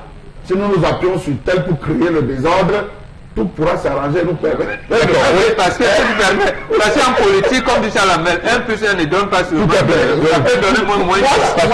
Parce que rien n'est acquis. On ne soupçonne pas, mais on dit seulement. Mais il y a une information qui a circulé depuis pratiquement une semaine de ceci qu'on aurait remis 150 millions à quelqu'un. Et surtout que Titus Jean lui-même n'a pas vraiment, on n'a pas la preuve formelle qu'il a démissionné du RDPC, même quand il a été en prison. Donc toutes ces questions restent ouvertes ce matin. Florazé également un commentaire sur cette actualité. Oui, je crois que pour le combat que le chairman aura mené, on n'est pas toujours, quand on porte des idéaux ou des valeurs idéologiques, on ne va pas toujours en retraite. Donc je crois que justement pour éviter, parce que ce que Chalamel a dit est très fondamental, donc ça veut dire que le SDF au fond aura toujours besoin de cette présence, de cette sagesse qu'est Nifrondi qui a toujours porté ce parti haut. Donc je crois que c'est vraiment important. Déjà le geste est à saluer. C'est-à-dire qu'il faut laisser la place aux jeunes, il faut laisser aux jeunes la possibilité de s'exprimer, de porter les problèmes du peuple. Donc maintenant, on observe tout simplement pour la suite. Et on encourage tous ceux qui vont suivre ce sillage qu'a dressé le chairman. Mais là, il m'a marqué, avant que ton nom se passe, parce qu'il lorsqu'il a dit « Je m'alignerai derrière celui que vous aurez choisi ». Ça, c'est fort, ça. Oui, c'est comme on a dit, un homme d'État. D'ailleurs, quand on parle d'homme d'État, lorsqu'on évoque Fundi dans ce vocable-là, des personnes pourraient penser qu'on est dans un fantasme. Ben non, dans des cas différents, on a vu des hommes s'ériger en homme d'État sans État. Par exemple, le père du sionisme qui est Théodore Herzl, qui est mort sans avoir vu naître l'État d'Israël. On a également Yasser Arafat qui est également mort sans que la Palestine soit formellement reconnue comme un État. Donc Fundi pourrait également être cet homme d'État-là qui peut-être ne verra pas l'alternance tant rêvée au Cameroun par les urnes, par une élection démocratique, mais qui aura quand même, de par sa témérité, son courage, posé les jalons d'un combat futur pour les Camerounais. Tendance, on va également prendre peut-être aussi un mode politique avec toi, un mode politique ce matin avec toi. Quand même, atteinte à ton honneur. Qu'est-ce qu'on s'était dit ici, Eric? L'homme est un animal politique, dit Aristote. Oui, t'as un petit peu. Quoi qu'il arrive, quoi qu'il arrive. En tant que citoyen camerounais, Tout à fait, je n'ai pas dit non. Mais qu'est-ce qu'on s'était dit? Quand on parle politique, tu me demandes quand on parle, il parle pour nous deux. C'est quoi, non, Eric? Qu'est-ce que tu me veux quoi là? Si vous ne faites pas la politique n'ira pas vous faire. Elle ira voter. La politique, c'est faire la politique. Tu peux trouver beaucoup les sujets pour tout à fait. La politique, tu ne peux pas faire la politique, c'est la politique. La politique de l'attention. Est-ce que c'est la politique dans mon village? Non. Madame Thomas, que c'est pas la politique dans mon village. Alors, tu es en campagne maintenant. Non, tu es en campagne maintenant. Parce qu'elle a rassemblé les gens. Je ne refuse pas. Du côté, je peux débattre. Mais quand c'est encore trop politique, là, les peuples me plantent à la télé. Ils sont comme en direct. Non, mais c'est clair que. Non, mais c'est clair. On répond pas pour nous de la prochaine fois. Non, mais c'est clair, Tendance, que je peux être certain que ton niveau de politique est suffisamment élevé et que peut-être tu nous caches tes cartes. On ne sait jamais. Je vote. Mais tu sais au moins qui tu vas voter. Tu sais au moins qui tu vas voter. Non, mais est-ce au moins qui est vote? Est-ce qu'on vote? On montre devant tout le monde. C'est secret. C'est on met dans la main comme ça, maman. On prend comme ça. Tu votes, tu mets dans la main, tu fais seulement comme ça. Tout à fait. Alors, Florence, de notre information de ce matin. Je vous amène en Gabon avant de revenir au Cameroun. C'est ça, nos voisins. Alors, maintenant, avec une information, des images qui ont quand même choqué pratiquement tout le monde sur la toile. Et on explique toujours parce qu'il y a poussé le ministre de l'Agriculture à se rouler par terre lors d'une cérémonie publique. Je reviens sur les faits. Alors, la localité de Dendé, où s'est donc produit cette scène, les notables de Dendé auraient visiblement critiqué la politique menée justement par le ministère de la dite localité. Et puisqu'il s'agit de lui, M. Yves-Fernand Mafumbi, s'est donc emparé du micro pour s'excuser. Et il a donc esquissé de très longs pas de danse et cela n'a pas suffi justement. Il s'est même assis, il a subitement s'est roulé par terre avant de s'asseoir, tout ceci en continuant de chanter. Que voulait-il prouver exactement? En tout cas, les images ont rapidement été diffusées diffusé sur toute la toile. Le président gabonais a donc été l'admin de ses fonctions en procédant à un léger remaniement ministériel en débarquant un seul ministre, à l'instar de M. Yves-Fernand Mafumbi, ministre en charge de l'agriculture au Gabon, qui avait en charge justement le portefeuille de l'agriculture. On rappelle qu'au cœur justement de cette localité d'Endé, cet écart de conduite qui n'a donc pas été très bien vu au sein du gouvernement, c'est une scène qui a eu lieu lors d'une réunion publique où devaient être présentés les nouveaux membres du Parti démocratique gabonais, le PDG, et dans la localité de Dendé, on rappelle que c'est le fief électoral. Donc voilà donc la pilule qui a été très très mal. Alors je dois pour le coup quand même vraiment saluer le président gabonais Ali Bongo qui montre depuis qu'il est là quand même les signes d'un président modèle qui comprend le sens de l'État. Donc au Cameroun, on en est dans cette logique où les ministres sont obligés d'aller se faire ridiculiser parce qu'ils veulent le montrer au président, combien ils sont rangés derrière sa politique. Mais non, c'est pas cela qui fait un homme politique aller se faire ridiculiser comme ça. On a vu ici au Cameroun déjà des images de personnes, de ministres également, danser, aller festoyer, faire des choses et après il n'y a pas eu de conséquences. Mais au Gabon, ça a été clair tout de suite en tranche. Monsieur, vous portez une fonction respectable, vous n'avez pas à aller, même si c'est pour chanter mes louanges, faire la campagne pour les élections législatives, à faire ça. Donc Charles Abel, franchement... Le président n'a pas eu raison de le faire. Vous savez que... C'est mon avis. Il n'a pas eu raison de le faire, parce que, qu'est-ce qu'il ne vous dit pas?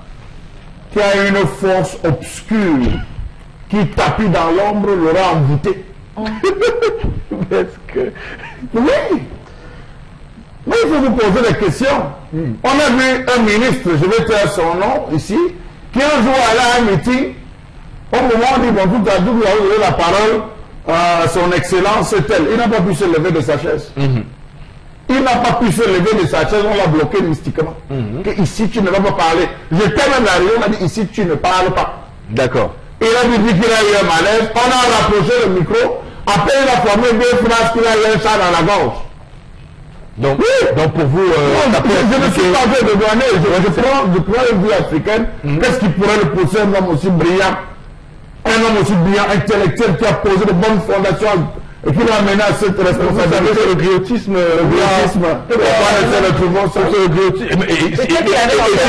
s'il abuse, c'est encore plus grave.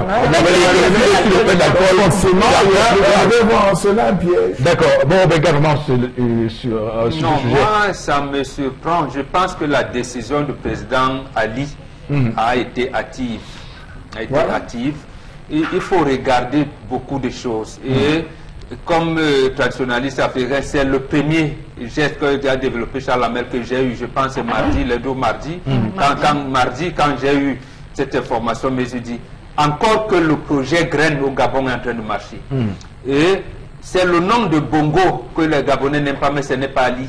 C'est-à-dire que dans le camp des réalisations, on sait que Ali pose des actes qui font appréciables par rapport à ce cas. Moi, ça m'impressionne ce qu'il fait au Gabon. Voilà, et maintenant, effectivement, c'est lui, l'un des gars qui porte ce truc-là, et c'est lui. À la limite, il fallait peut-être laisser passer. Il fallait laisser passer, quitte à s'expliquer en conseil de ministres, et à regarder un truc. Et si vous avez même vu la vidéo, donc il était comme en transe à un moment donné. Parce que j'ai vu la vidéo, il s'est enroulé, à un moment donné, il est resté du côté, sur le côté, je pense sur le côté gauche, voilà, le côté gauche, il est resté comme médusé, comme tétanisé. Alors on ne sait pas ce qui se passait. Non, vous savez qu'en politique aussi, l'image compte. Quand on vous a pipé, le président est obligé de vous lâcher, donc clairement. Alors, non, ça veut donc dire que nous devons dire à nos dirigeants africains aujourd'hui, venez dans la religion africaine, comportez-vous comme nos fils. Mais si vous êtes intronisé comme Bouyala a été dernièrement, lorsqu'on va dire quoi, vous allez tomber, vous allez commencer à faire des choses. Ok, Florence, c'est l'autre information. Oui, c'est la toute dernière. C'est une image, une très belle image. L'image d'une petite fille orpheline maintenant, parce qu'elle est dans un orphelinat de la place, on précise, ici même à Douala, à PK14. C'est une... voilà. Donc, elle est sourde, elle est muette, donc elle a ce déficit. Et puis, cette image d'elle, c'est-à-dire, en fait, les petites taches que vous avez sont des taches de rousseur, donc des taches de naissance. On est avec, donc, elle a été abandonnée par ses parents. Cette image a déjà fait le tour de la toile. On se demande bien comment on peut faire justement pour abandonner une telle beauté. Et même que sur la toile, il y a une internaute qui a reconnu la petite et qui s'est demandé pourquoi la photo de ma nièce se balade ainsi sur la toile et tout, mais c'est ma nièce. Je ne suis pas au courant que ses parents, c'est une orpheline et tout, je connais où ses parents vivent et tout.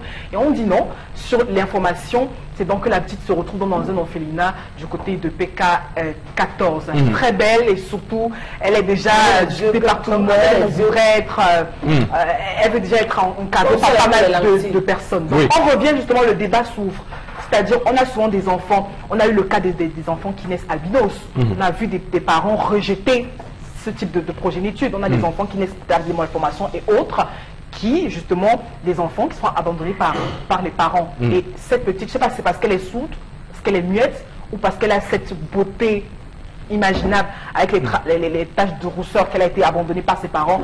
Est-ce qu'il y a quelque chose qui peut justifier ce geste? Toujours est-il que c'est une image qui parle pour elle-même et qui a fait le tour, qui continue de faire le buzz sur la toile. Voilà, elle souffre d'un syndrome de Waardenburg qui crée justement un problème de pigmentation, mais également de surdité. Donc elle n'entend pas. Justement, oui, Chalamel, la personne qui a posté cela est-il membre d'une ONG ou de l'orphelinat? Je pense qu'il est temps que la justice camerounaise se saisisse des dossiers. On ne peut pas mettre la vie d'un enfant comme cela sur ma tribune. Non. Non, si ce n'est pas le don de l'orphelinat, si ce sont ceux qui sont en quête, par exemple, même les gens de l'orphelinat, par exemple, SOCS, nous voulons parce que nous sommes en situation. Mais l'autre chose, peut-être même que ses parents vont à l'église. Et là-bas, je pense qu'on vous apprend à l'église là-bas que Dieu ne peut pas vous donner une charge que vous ne pouvez pas apporter. Alors, donc, que je connais, pourquoi ne pas poser le problème de la famille? Merci beaucoup à vous, merci Turazé pour ces réseaux, pour ces informations sur les réseaux sociaux. L'émission se poursuit avec encore une semaine de promotion au magasin 1000 et un tapis avec le concept Salaka pour accueillir ces articles en vente ce matin que nous propose Consti Lamine, le plus sénégalais des Camerounais. Bonjour et bienvenue. Oui, bonjour Eric. Bonjour à nos nombreux téléspectateurs et surtout bonjour à tous les clients du concept Salaka. Vous l'aviez dit, je le réitère et je le confirme, vous aviez encore une semaine, jour pour jour, pour acheter tous ces articles du côté bien sûr du magasin 1000 et un tapis en plein cœur d'Aqua, derrière le magasin Mikigro à la rue Bureau des Transports. Je rappelle qu'après une semaine, non seulement le stock ne sera plus disponible, mais le stock qui sera, bien entendu, les produits qui seront vendus seront très élevés parce que nous allons appliquer les prix normaux. Donc vous aviez encore une semaine, jour pour jour.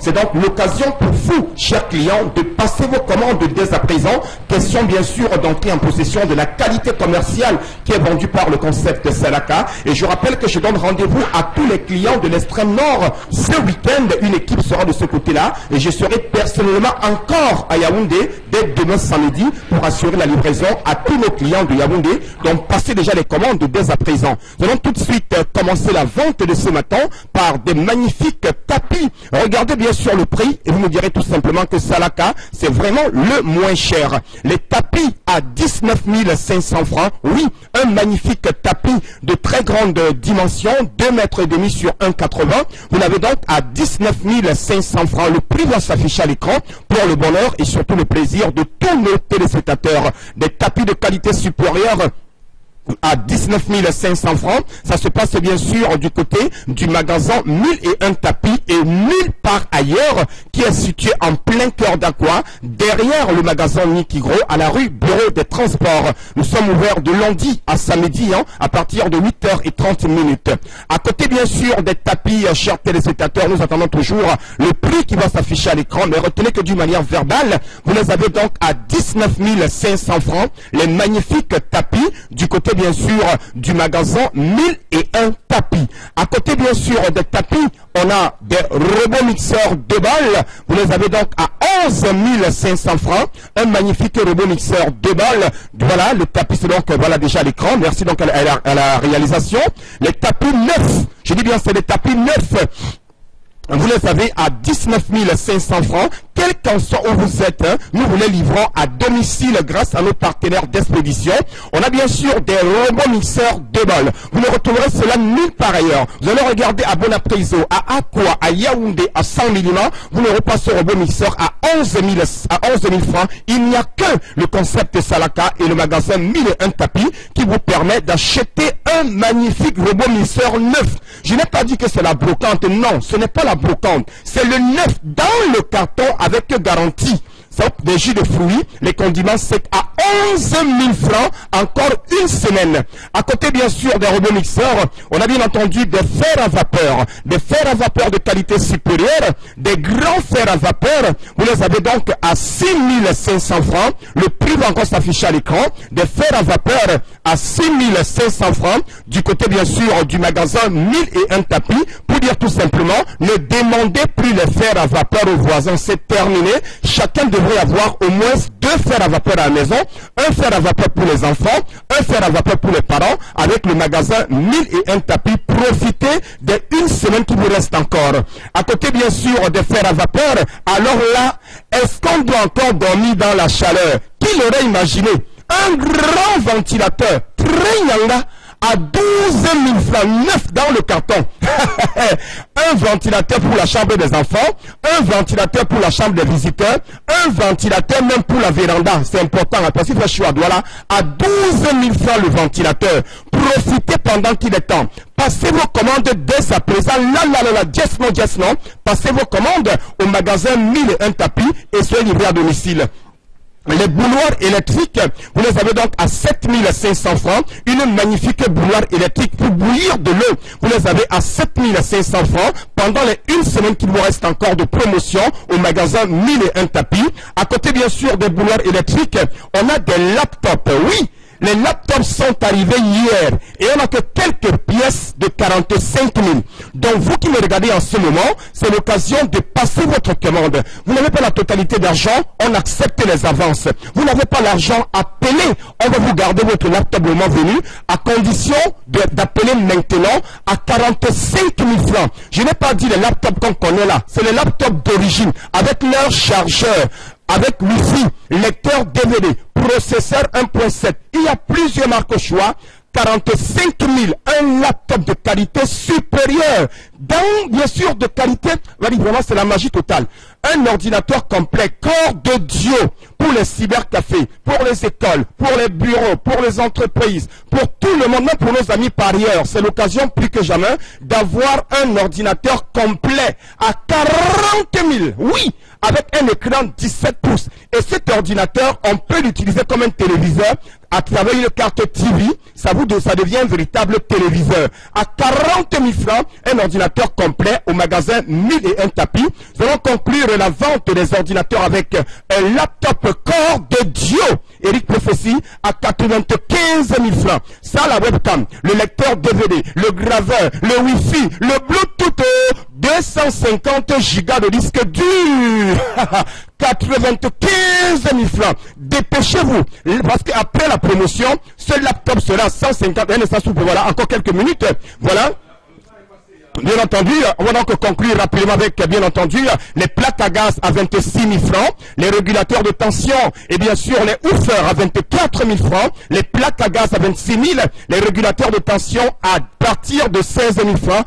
Un seul mot, cher téléspectateur, acheter un article c'est bien, mais l'acheter au magasin 1001 tapis c'est encore mieux, et surtout quand c'est communiqué par le concept Salaka. Je donne rendez-vous à tous mes clients de Yaoundé demain, et n'oubliez surtout pas, appelez dès à présent, c'est tout de suite. Évidemment, l'interpellation de cette matinée, évidemment, pour poursuivre cette émission, on rappelle évidemment à ceux qui nous regardent qu'on aura l'occasion de revenir pour faire un commentaire sur le contenu de l'interpellation avec la caméra de Cédric Chouna.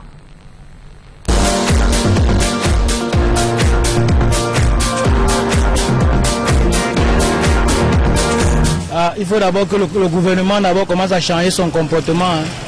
Parce que le comportement est très mauvais. Si ce comportement-là, on va ce comportement laisser en bas. Parce qu'ils sont comme nos papas, ils sont comme nos mamans. C'est comme ça. On ne peut pas faire la magie. Mais bien sûr qu'ils vont dire qu'il faudrait d'abord que les Camerounais puissent aussi avoir un bon comportement. Mais eux-mêmes, ils se comportent d'abord comment? Le comportement est comment d'abord? Ces gens, ils ne connaissent pas ce que c'est que la souffrance. Je suis sûr que parmi leurs enfants, ils n'en veulent pas leurs enfants parce qu'ils n'ont pas de manière à sortir dans leur ventre. Mais parmi eux, les enfants ne connaissent pas. Je suis sûr qu'il y a parmi eux, il y a certains qui ne savent pas combien coûte le pain. Qu'un pain coûte 125 francs. Ils s'en foutent parce qu'ils ne viennent pas sur les lieux. Ils ne connaissent pas ce que les gens souffrent. Ils ne connaissent pas la souffrance des Camerounais. Eux, ils sont bien, ils vivent bien. Ils sont tranquilles dans leurs voitures climatisées, tout ça. Comment est-ce que c'est qu'entre vous et moi, ils peuvent connaître ce que les Camerounais vivent? Non. Mais le bas peut parler, c'est la magie. Regardez les tassimans, ils gagnent un peu de partout. Je ne sais pas pourquoi on ne peut pas centraliser, on ne peut pas mettre en sorte que les tassimans ne doivent pas garer n'importe comment en pleine route. Il faudrait que, si on dit que c'est telle zone qui va à Bonaberi, ceux de Bonaberi viennent, on peut par exemple prendre des motos, la moto prend là-bas, il vient te dépose là, tu prends ton taxi de Bonaberi. Mais pas que les tassimans garent n'importe comment en route. Et qui gare comme ça là, c'est accident, c'est grave. Les mairies ne disent rien. Il faut voir les policiers en route là, qui prend ta clé là et dit que gars, Boda, viens là-bas me donner un 500 là. Tu confirmes que même dans l'île même ça ne dose pas. Oui, quand il prend tes clés, tu demandes colo. Il ne te gère pas, hein. Il ne te verbalise pas. Comme on l'a mené en route pour verbaliser les gens. Il ne verbalise pas. On te verbalise, c'est 1000 francs qui te demande, c'est 2000 francs qui te demande. Il ne te dit pas le pourquoi il prend tes clés. Il t'amène à côté, il te dit que bon, comme tu vas l'aborder, donne-moi d'abord quelque chose. Il faut d'abord que le gouvernement d'abord commence à changer son comportement. Si ce comportement-là, on va ce comportement laisser en bas.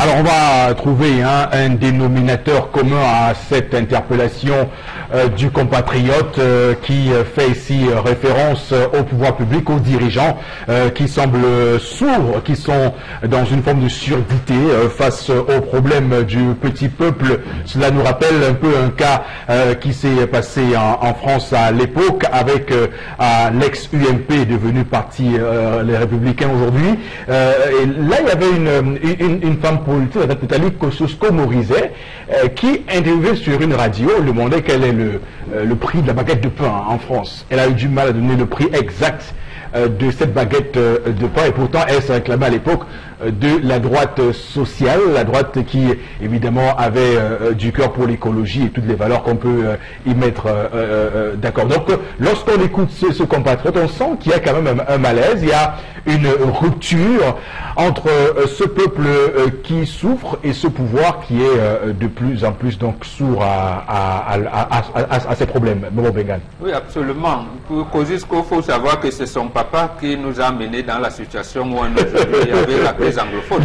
Je vous ai attendu là-bas. C'était aux Nations Unies en février 59.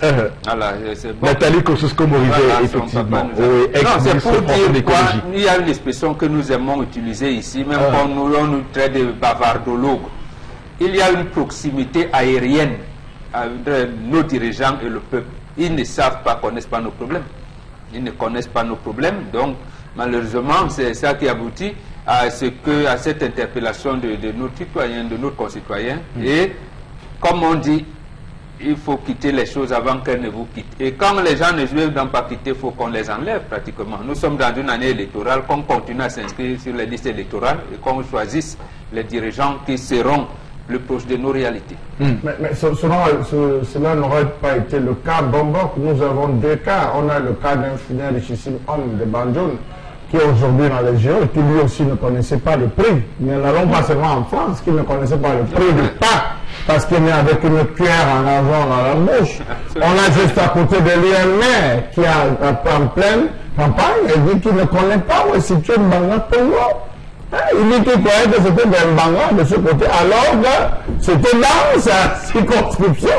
N'allons pas chercher loin. Nous avons des individus ici qui sont assis. Lorsque vous parlez de gens comme Gary Gombo, il appelle son client sur la carte. Gary Gombo, c'est où? Il dit, il ne connaît pas. Mais comment tu avais moi, tu ne le connais pas? Sortez la carte. Avec dit, mais monsieur Gary Gombo, c'est où? À l'est ou bien vous savez, le Cameroun est tellement grand. Je viens de ministre de cette il est assis sur une fonction élective. Ah oui, nominative. Nominative. Au lieu qu'on allait, on l'envoyait là, non. Si on l'envoyait là, non. Le jour où on l'envoyait là, non. Là où il est assis, il est tranquille. Ils sont nombreux là qui ne connaissent pas le Cameroun, qui ne connaissent pas la réalité du Cameroun. On a vu une photo circulant avec le président Talon, derrière une moto. Ça ébranlé, mais non. J'aimerais bien voir le chef de l'État derrière un bain, c'est qu'il croit le bâche aussi. Qu'il comprenne ce que ça fait qu'on le bâche.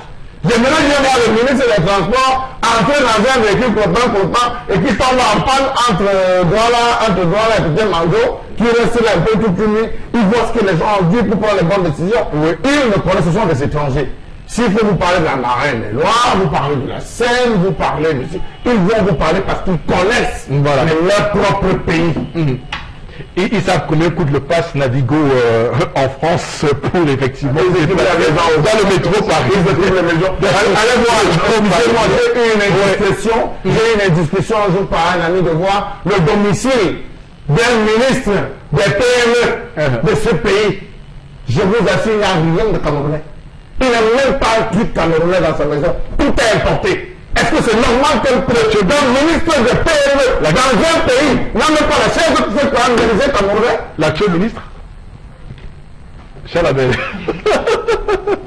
Bon, on va dire également bonjour à l'actuel ministre donc, des PME, professeur d'Honorance Getoudzingora, donc qui en passe bonjour ce matin. Madame, monsieur, la suite de votre émission Le Zénith.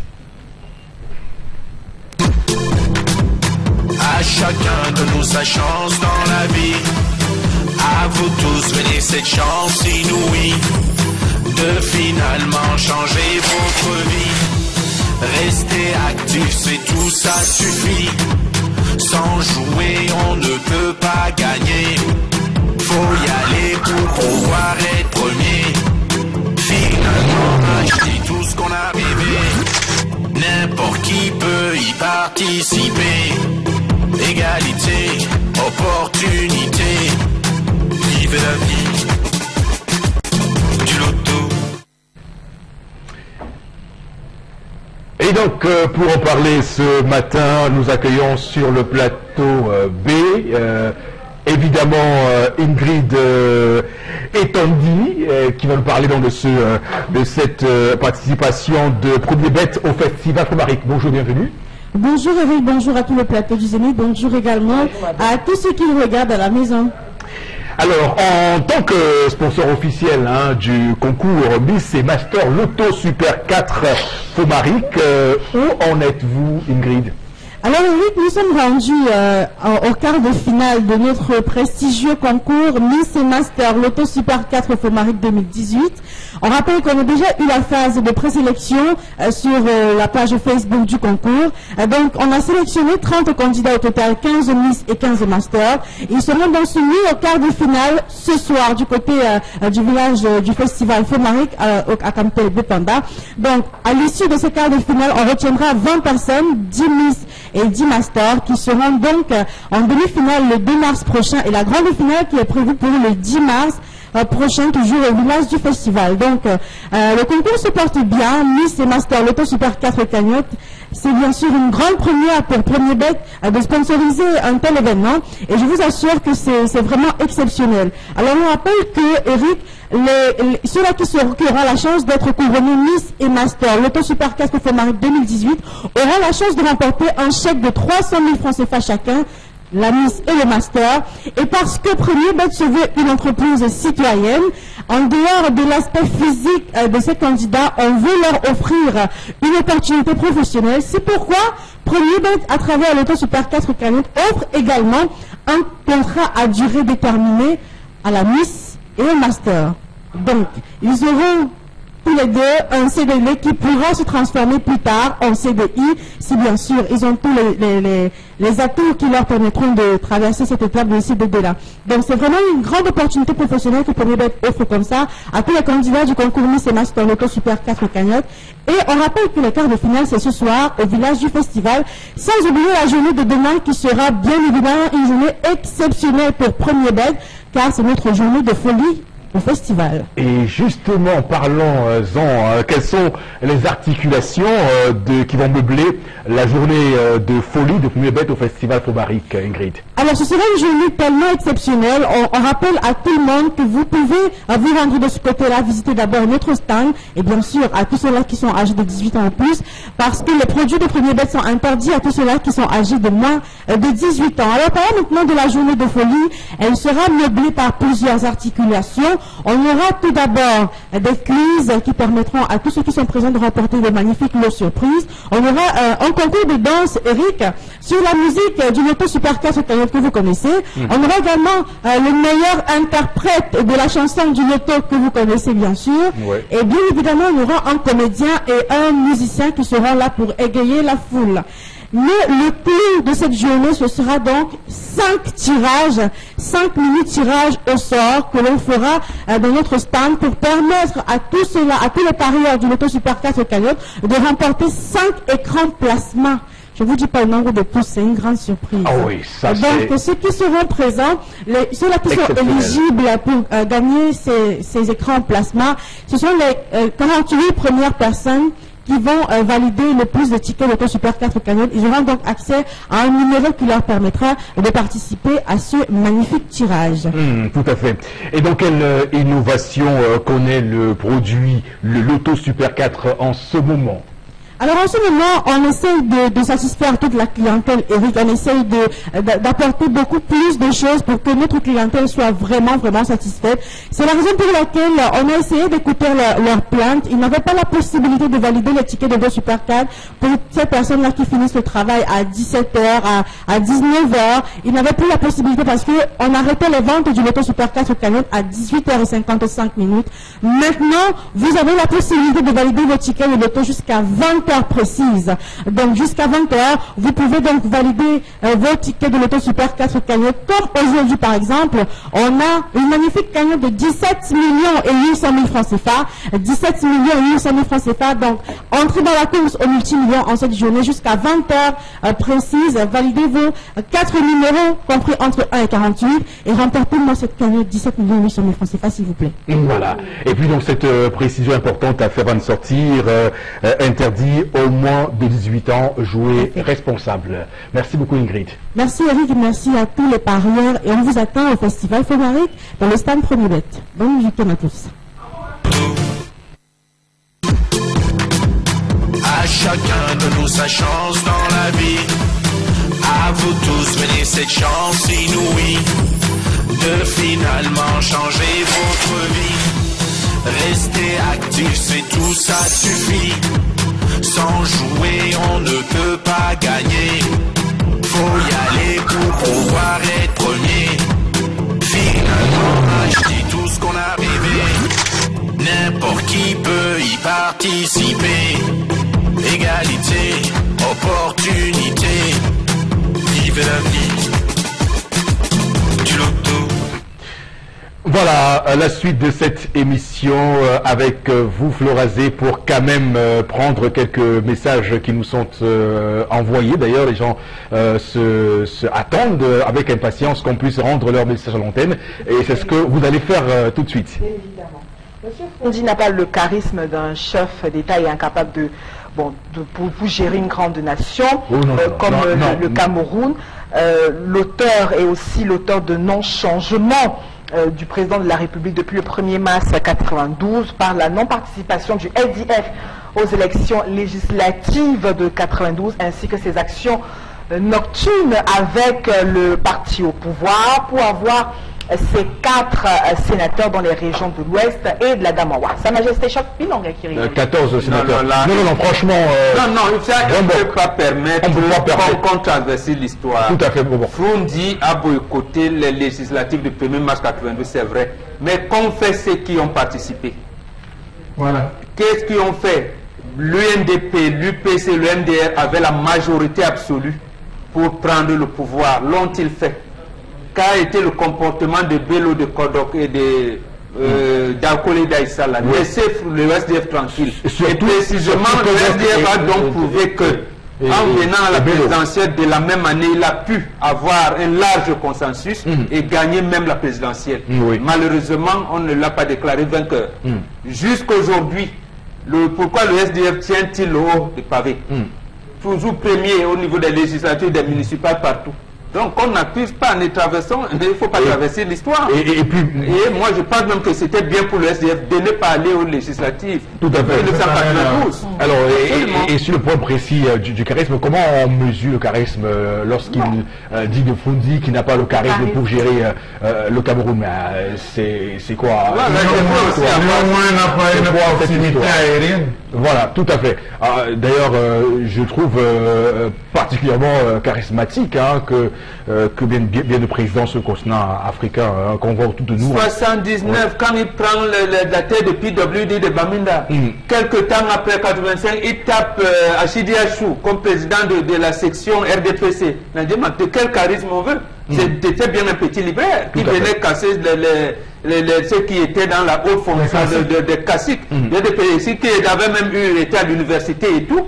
Comment ils viennent les battre aux élections à tout le moment? Non, il faut être sérieux. On ne devenait pas président de Canon de Yaoundé, de Racine Bapoussa, Dynamo PW de Bamenda, Comme parce ça, qu'on a parce qu'on a enfant de cœur. C'est précisément là où son charisme a commencé. Oui, Il ne faut pas travestir l'histoire. Et surtout la gestuelle hein, du chairman qui a marqué des générations Et même en 90, et des générations. les cigares Oui. à Sanga et tout le monde dont tu es un copain à son âme, Oui. ils n'ont pas eu le courage qu'a eu Frundi. Oui. Il s'est levé contre les balles au point où même officiellement on dit 6 mois piétinés par balle. Vous avez vu ça? Personne. Mais donc Frundi a même le pouvoir à se contredire. Est-ce que quelqu'un peut être mort piétiné par balle? Alors, mais attendez. Et puis Frundi un tribun hors pair parce que lorsque vous regardez les meetings de Frundi, un harangueur de foule, vraiment un porteur de paroles politiques et surtout prophétiques, Frundi qui a surtout brillé par des foules qu'il a bien entraînées dans les années 90 par ses multiples meetings. Notamment Samuel partout où il Bois passait. dissout sa candidature au pauvre de Frundi. Tout à fait. La classe intellectuelle de l'époque, Bembe, Tout à Célestin fait. Moga et autres, Mongo Betty, parce qu'ils étaient fous. Samuel Bois qui aurait pu d'ailleurs également être cette figure principale là d'ailleurs à l'époque lorsqu'on parle d'un tripartite et qu'il commet l'erreur de descendre à Yaoundé. Pourtant tout le monde espérait qu'il n'entre pas à Yaoundé pour que cette tripartite se transforme en conférence nationale et soit souveraine pour le pays. D'ailleurs nous serons très loin dans ce pays aujourd'hui si les hommes comme bon je veux pas évidemment saluer sa mémoire mais également revenir sur l'histoire parce que les faits sont têtus. Évidemment, Florence et d'autres messages pour ce matin. Voilà. Un autre commentaire. La dame, je veux dire, le monsieur a clairement raison de s'insurger. La belle-mère doit donc quitter le domicile. 6 mois, c'est exagéré pour une maman chez son beau-fils. Voilà, c'est Fotso Magouar qui réagit. Alors, une autre réaction, Marius constamment pense que ce problème de laser devient de plus en plus récurrent et certaines personnes sont même retrouvées à l'hôpital, d'autres même sont morts avec ces Dansikina qui montent dans ces différents lasers sur leur moto en guise de phare. D'accord. Merci beaucoup à tous et à toutes pour vos différentes contributions à cette émission ce matin. On va surtout dire que c'est la fin de semaine, début de week-end. Passez donc un excellent week-end sur Equinox Télévision. Restez bien câblés sur nos antennes. Merci à toute l'équipe. On se retrouve lundi prochain. Et surtout que Dieu, le Très-Haut, bénisse notre pays, le Cameroun.